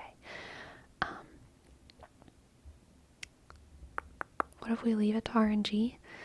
No, I'm not leaving it to RNG. I think I'm gonna do leg day and maybe incorporate some abs. I think that's what I'm gonna do. I just made the decision just now. I'm gonna do legs and abs today, and tomorrow I'll do upper body day. Yes. Actually, what day is it tomorrow? Tomorrow I might not go to the gym. Tomorrow's Friday. We'll see. We'll see. Probably leg day today.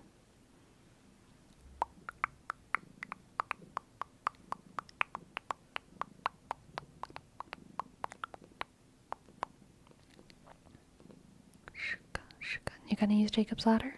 Probably not today, no.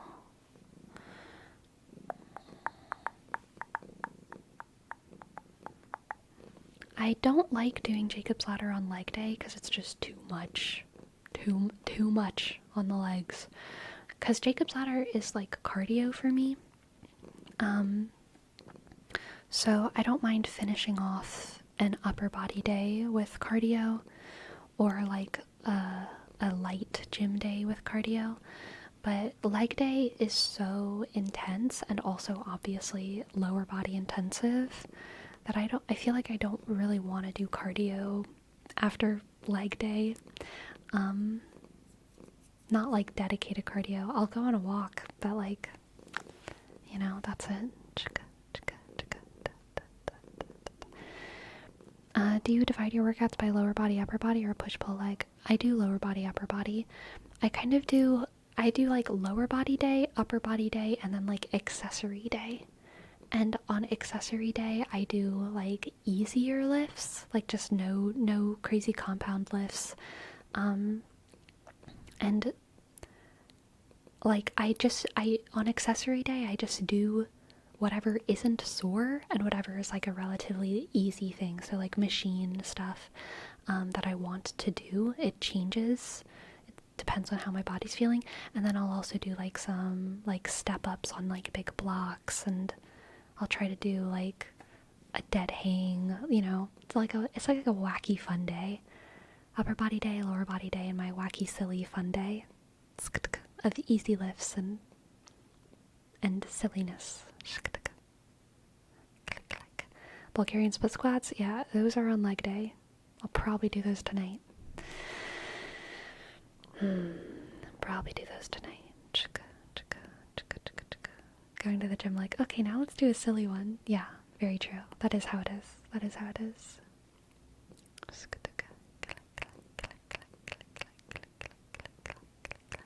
Diego Zaki, hello, welcome in. Thank you so much for your sub. Howdy, welcome back, Sleepy. I'm glad to be part of this amazing community. Just passing to see you, to wish you a good night and rest of the stream. Please take care of yourselves. Aw, thank you, Diego Zaki. D, click, I, shaka. E, G, click, O, sk. C, A, shk. C, K, Y, shk.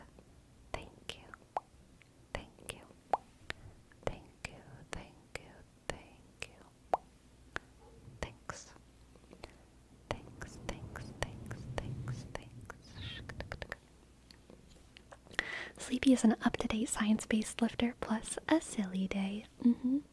I need a silly day, because, like, you know, if I'm sore, but I still want to go to the gym, then I need a silly day. Like, what else are you gonna do? What else are you gonna do? Walks now will be during the day only. Probably mostly, yeah. Like, every now and then I have to have a little, like, mental health moment, and you can't schedule your mental health walks, okay? We cannot schedule our mental health walks. But as far as my normal daily routine walks, yes, probably during the day only.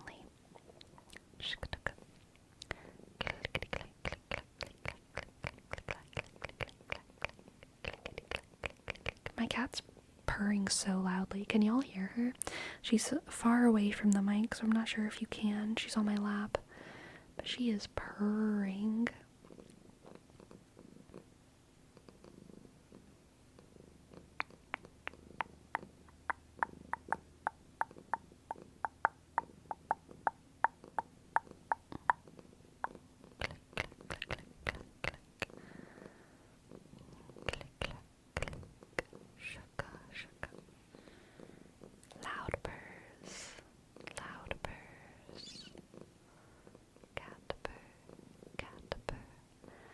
Relax and listen to the cat.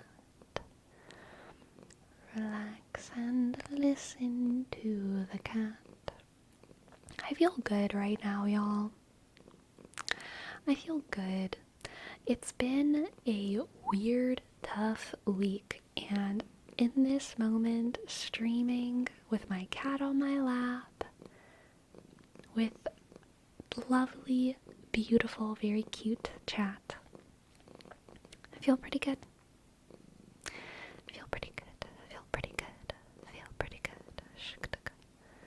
Can you make a 1 minute point redeem? 1 minute point redeem? I don't know what you mean. 1M? 1 million. Do you have 1,000,000 points? Is that even possible? Okay. Yeah, I can make a 1 million point redeem. Should I do like what should it be? Should it be end the stream? Should it be, because I know a lot of people do that, end the stream. I could do,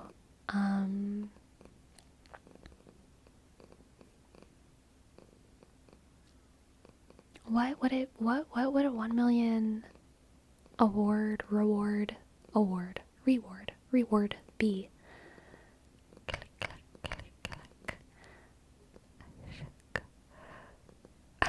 You beat Kingdom Hearts 1 with no menus? No. How about add an hour to the stream? Even though I like that, the reason I don't want to do that is because what if I can't? Like, what if I have plans after the stream one day, and that happens to be the one day where someone redeems it? Usually I don't have plans, but, like, it would be shitty if, like, the one day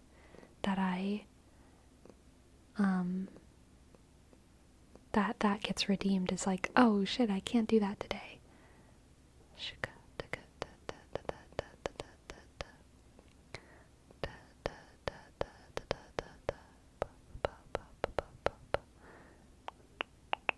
Dance with the skeleton? Is at 30 minutes better? Nah, it's kind of the same thing.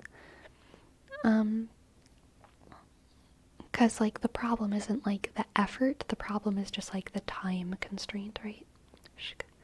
Nrixs, thank you. Thank you for your sub. And click I dot D R click I dot X underscore D E B. Thank you. Ooh, what What if the 1 million point reward was like silent stream?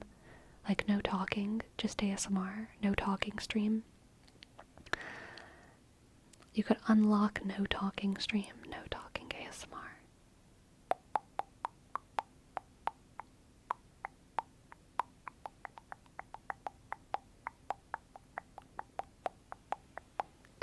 And Olivia, I regret to inform you it wasn't Augustine who said His Majesty the baby, it was Freud. Ah, that makes sense. That makes sense.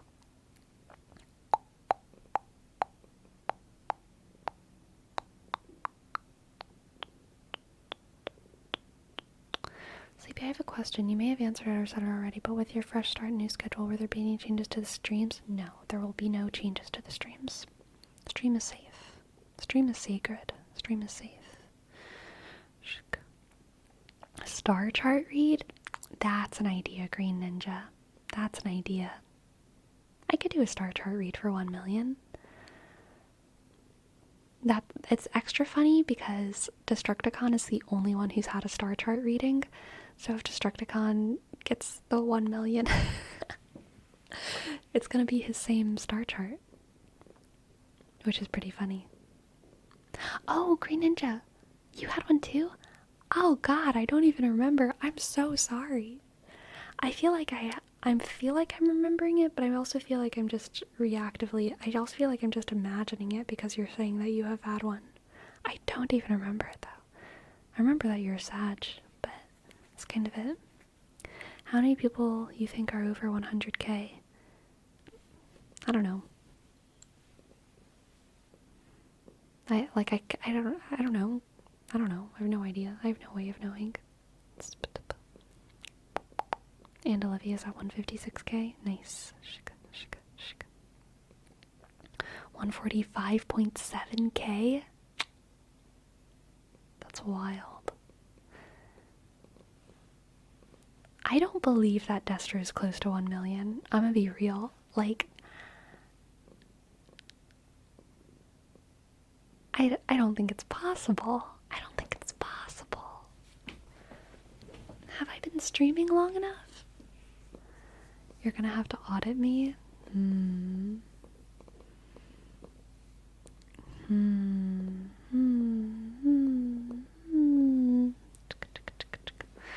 See, I know some people have a crazy amount of points, but I feel like I shouldn't out them by being like, how many points does so-and-so have? I feel like that would be weird. But because I know which people have, like, been here kind of from the beginning, but I feel like y'all have to out yourselves and tell me how many points you have. I think gifting subs adds points, right? I don't know.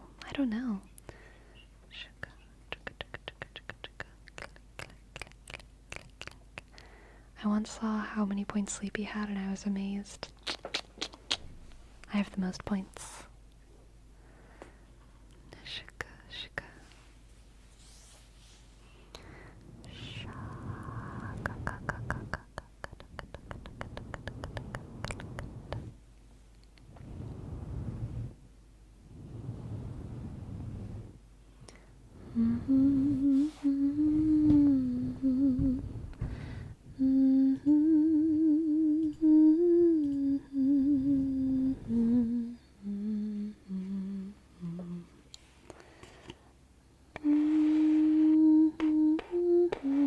You know, why isn't there a character?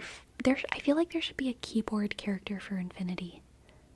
And I feel like it should be after 0 or before 1. I just feel like there should be. I feel like there should be a key for Infinity.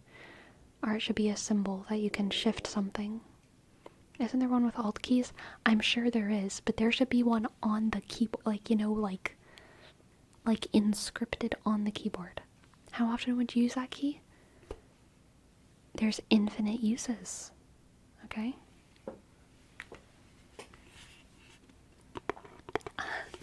Dumbo the Wise, thank you for your bits. Thank you.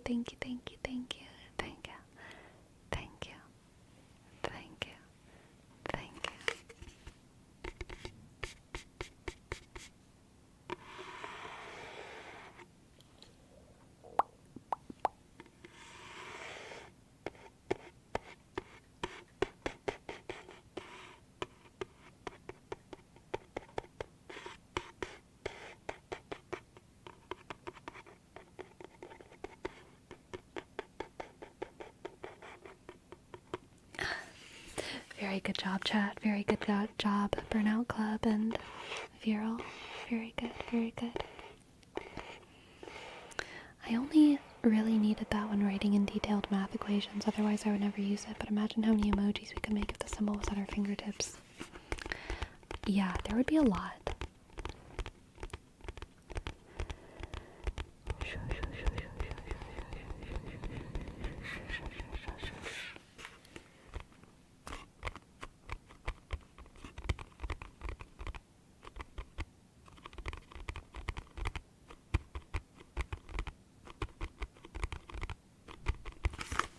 I have a question, fitness question, okay? To the hikers and the long walkers. So there's different things that hikers and backpackers do to intensify their hikes and walks, right? You can have ankle weights, you can have a weighted vest, you can go the Catholic route and put like a spiky chain around your leg that like stabs you all day while you like meditate about the Virgin Mother or something. And you can also do what is referred to as rucking. And I assume that this is to train you for backpacking, where you have a heavy thing on your back and you're hiking up a mountain, right? But rucking is when you just put weights, basically. You have a backpack that's made to like be able to handle weights, and you put it on and you go on a long walk. This like almost worries me instinctively, because like growing up I had a heavy as hell school bag, and I was always told like this is bad for your back. Just walking around all day with this heavy ass school bag is like bad for your back. It doesn't have to be weights. Rucking was made for military use to ensure people can carry their 50 pounds of gear on deployments. Right. I feel like it should be something you can do, but I feel like you shouldn't be walking with like a weight on your back for like consistently all the time. Like a weighted vest makes so much sense to me, or like ankle weights or wrist weights. They like make sense to me because it's like balanced. But I feel like rucking is bad for you if you do it a lot. But maybe not. Like maybe I'm like being silly. I don't know. 072. Thank you. Thank you for gifting us up. 00072. Z shk 3 harshk 072. Thank you. Thank you. Thank you. Thank you, thank you. Thank you, thank you. It's only bad for your back if all the weight is on your shoulders. It's bad if you have a terrible backpack. If you have a good backpack, it distributes the weight. What? I saw somewhere that carrying weight in your back while walking is really bad. Right. Especially for hiking, because the terrain is not smooth, so the movement from the back will mess your back. Yeah. Good backpacks have the weight on your hips? How do they do that? What? What? How? Oh, with waist and chest straps. Okay, that makes sense. I understand now. I understand. I've seen those. I don't need to look it up. I was just not thinking of that, I guess. If you ever want to get your upper body involved and upping your cardio work, you can add hiking bowls. No, I refuse. I need my hands free, okay, for picking grapes and texting. Oh, S Salad. Thank you for your prime. Thank you very much. Thank you. Shk.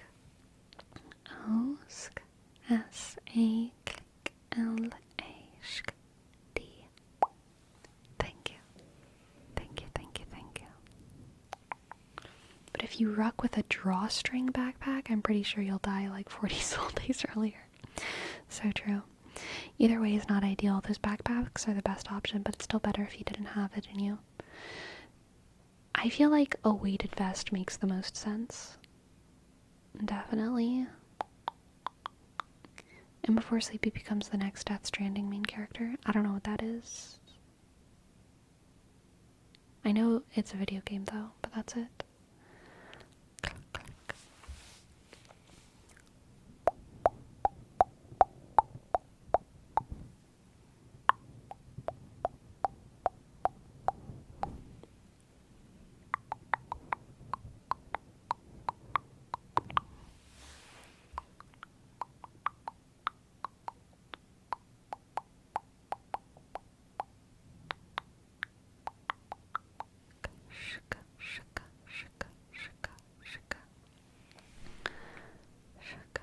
I'm hearing some crazy noises in my apartment building today, all day. I wonder if someone's like moving in or something. The issue with the vest is that it will mess with the body weight balance that you're used to. They all work, but you gotta be careful and not overuse them. Yeah, that's fair. Like my typical hiking backpack is like 40 pounds, but it's not optimal because I'm a dingus and carry things I don't need. Dingus energy. Rats in the plumbing again? No, I think something bigger. Humans. Humans in the rooms. Do you have a skincare routine? I have incredibly sensitive skin. I was actually thinking about this while driving around like 3 days ago. This wild thought popped in my head that was like, maybe I should see a dermatologist. I've never felt like I could see a dermatologist. Like, it seems so like, I don't know if that's the kind of thing where they tell you the price at the beginning or at the end. And I'm intimidated by like professionals and doctors, and like, I don't know, it kind of freaked me out. But I had this wild thought the other day while I was driving, which was just like, what if I saw a dermatologist? Because I do have a skincare routine, but I don't have great skin. I don't have bad skin. Like, I know I'm privileged in that I've never had like cystic acne or like even like a lot of acne, but I'm in my late 20s and I still do have occasional breakouts, and they're usually hormonal. I mean, like 95% of their time they're hormonal on the frickin' clock, and they're always, you can still see them a little bit right here.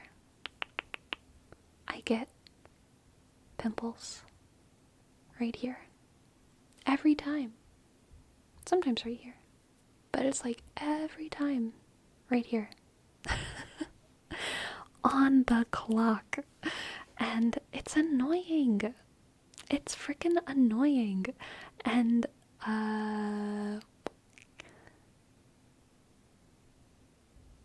yeah, I don't know. I like wash my face. I have like a cleanser and I use that, and I have a moisturizer and I use that, and I put on sunscreen. That's my skincare routine.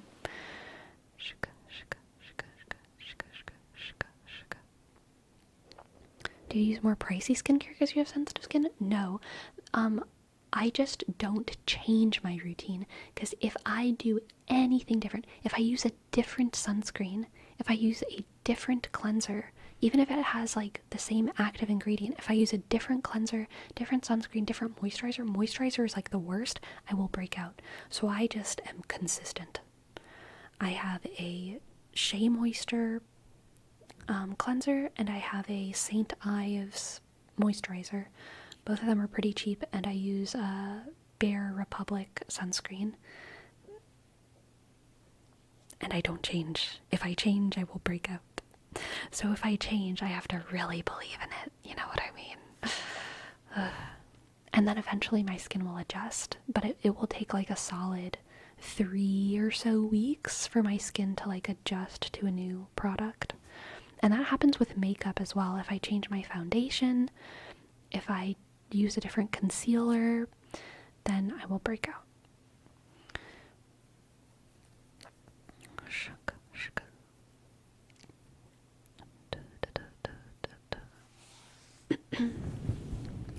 They can hit you with a topical or something, but every time I've been to a dermatologist, it was a waste. Yeah, I'm probably not going to go to a dermatologist. I think what I was feeling in that dermatologist question moment was like, what if the only thing blocking me from perfect skin is going to a dermatologist. Like, what if I just went to a dermatologist and then I had perfect skin? It would be stupid for me to not go to a dermatologist if going to a dermatologist would give me perfect skin. But I don't think that would happen.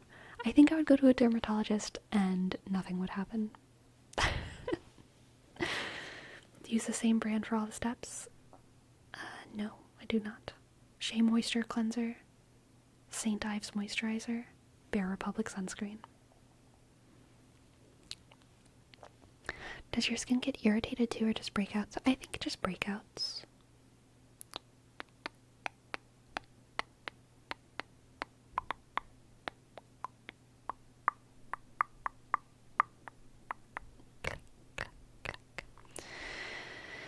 So simple and so effective. It's simple and it's effective enough.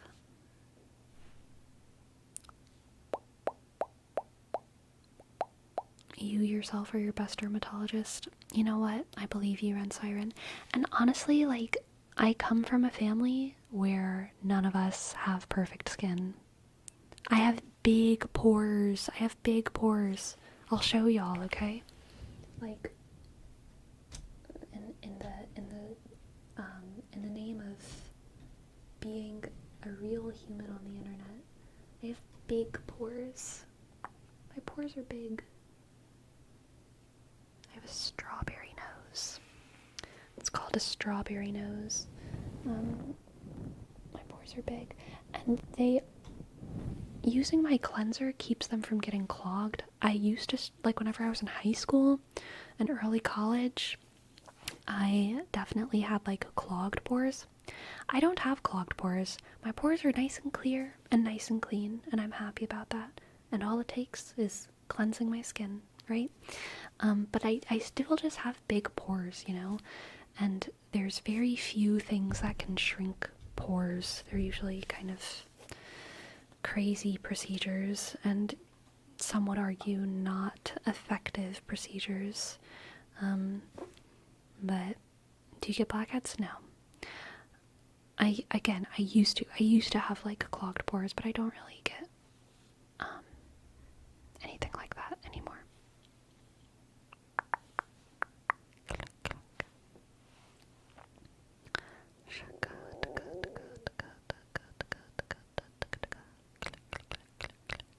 How do you feel about acne extraction videos? I do kind of love them. I gotta admit. I didn't know that had a name, Strawberry Nose. I have the same thing. Yeah. Strawberry Nose. It makes it sound pretty cute, though, which is good. The first time I heard it, I just thought they were talking about having a red nose, and that's not it. It actually means, like, you know, you have spots all over your nose, like a strawberry. What's it called when you have this on your arm? I've heard it called chicken something before. Chicken something?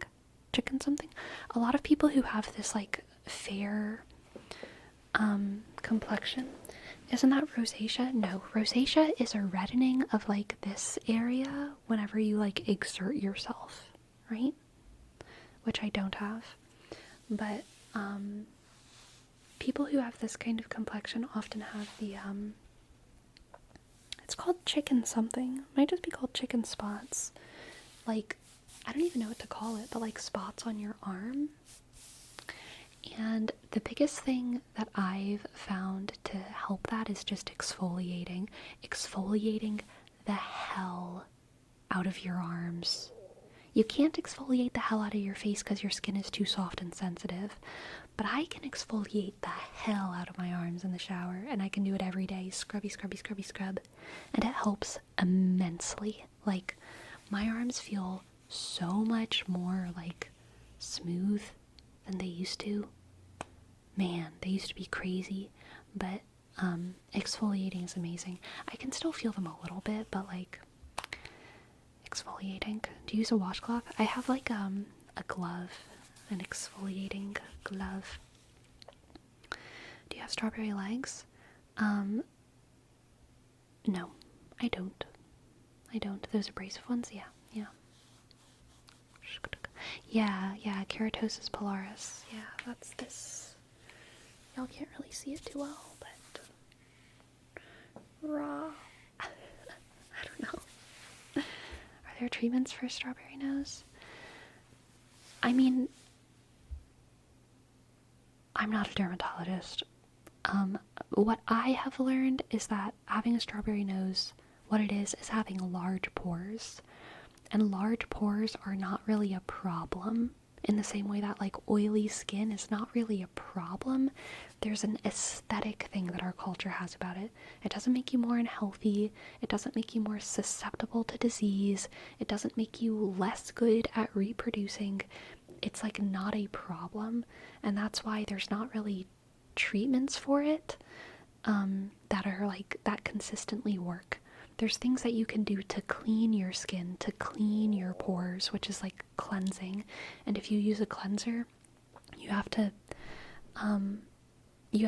actually like cleanse your face for like 20 plus seconds in order for you to like get all that shit out of your pores, okay? You have to commit to the task.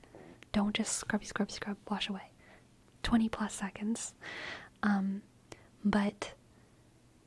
And that will help get the stuff out of your pores, but even once you get it out, your pores are big if you have a strawberry nose.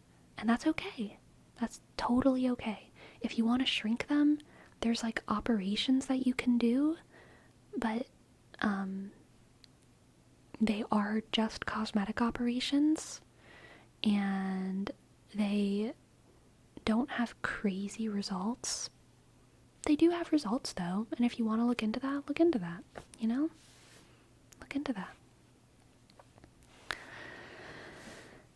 You should get an African net sponge. Oh my god. I have seen those and I like them, but I don't own one myself. But honestly, I want to. It is stream name time. It is. Do you exfoliate with just soap while showering? I actually just use water, which I know is crazy. I know. But I just use water to exfoliate. Water and the glove. Yes. Stream name time. Oh my goodness, Ferome. Last minute reading. Okay, what you got? I feel like that would hurt me. I thought it would hurt me, and then I did it, and it was totally fine. It actually felt kind of good.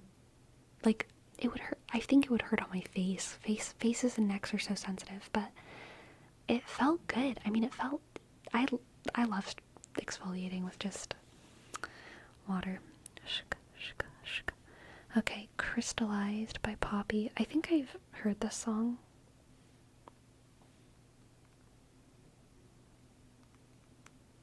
Crystallize. Thank you. I've never been too good at love, but I'll wring my eyes dry, 'cause if I never get back up, I'll regret what wasn't mine. I'm predisposed to feeling glow, to feeling lost, uncomfortable. You got a subtle glow, ethereal, you got me in a state of mind. Maybe it's a heaven sign, let the angels' fate decide, 'cause my heart is full of diamonds, maybe it was perfect timed. All my tears have crystallized and I'll never be alone again. Well, maybe this is growing up, 'cause I don't want to die. Remember I was sad before, now I don't remember why. I'm predisposed to feeling glow, to feeling lost, uncomfortable. You've got a subtle glow, ethereal, you got me in a state of mind. Maybe it's a heaven sign, let the angels' fate decide, 'cause my heart is full of diamonds, maybe it was perfect timed. All my tears have crystallized and I'll never be alone again. Maybe it was perfect timed, all my tears have crystallized and I'll never be alone again. I was talking to Kitty, seldom broken and bored. I was praying to God to make me happy, I want to be adored. I heard his voice on the speakers, I knew he was my cure. It was then I swore I'd never be alone again. Maybe it's a heaven sign, let the angels' fate decide, 'cause my heart is full of diamonds, maybe it was perfect timed. All my tears have crystallized and I'll never be alone again. Maybe it was perfect timed, all my tears have crystallized and I'll never be alone again. Lovely. Sorry for the bonk. Sorry for the bonk. Now, let us name the stream. What are we going to name the stream? What are we going to name the stream? Name the stream.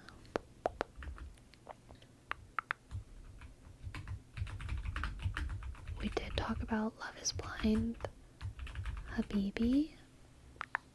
Love is Blind Habibi.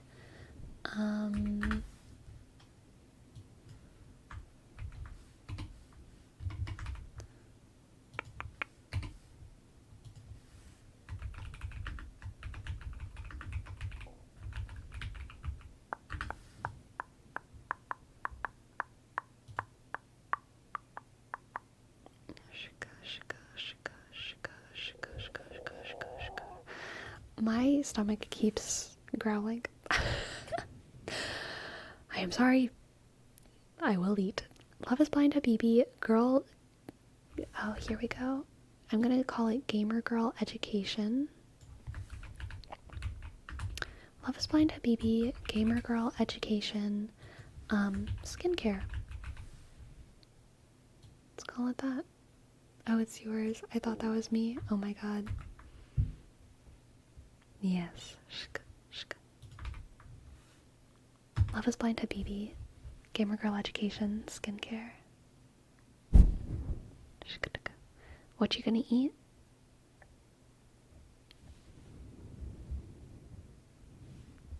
My cat. She just looks so appetizing right now. Who are we gonna raid?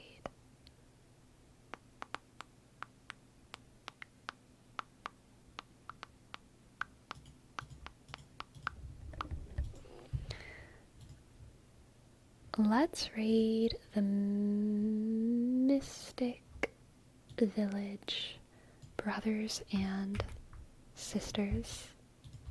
Let's raid the Mystic Village. Let's raid the Mystic Village. Shk. And listen to some lovely healing singing bowls, okay?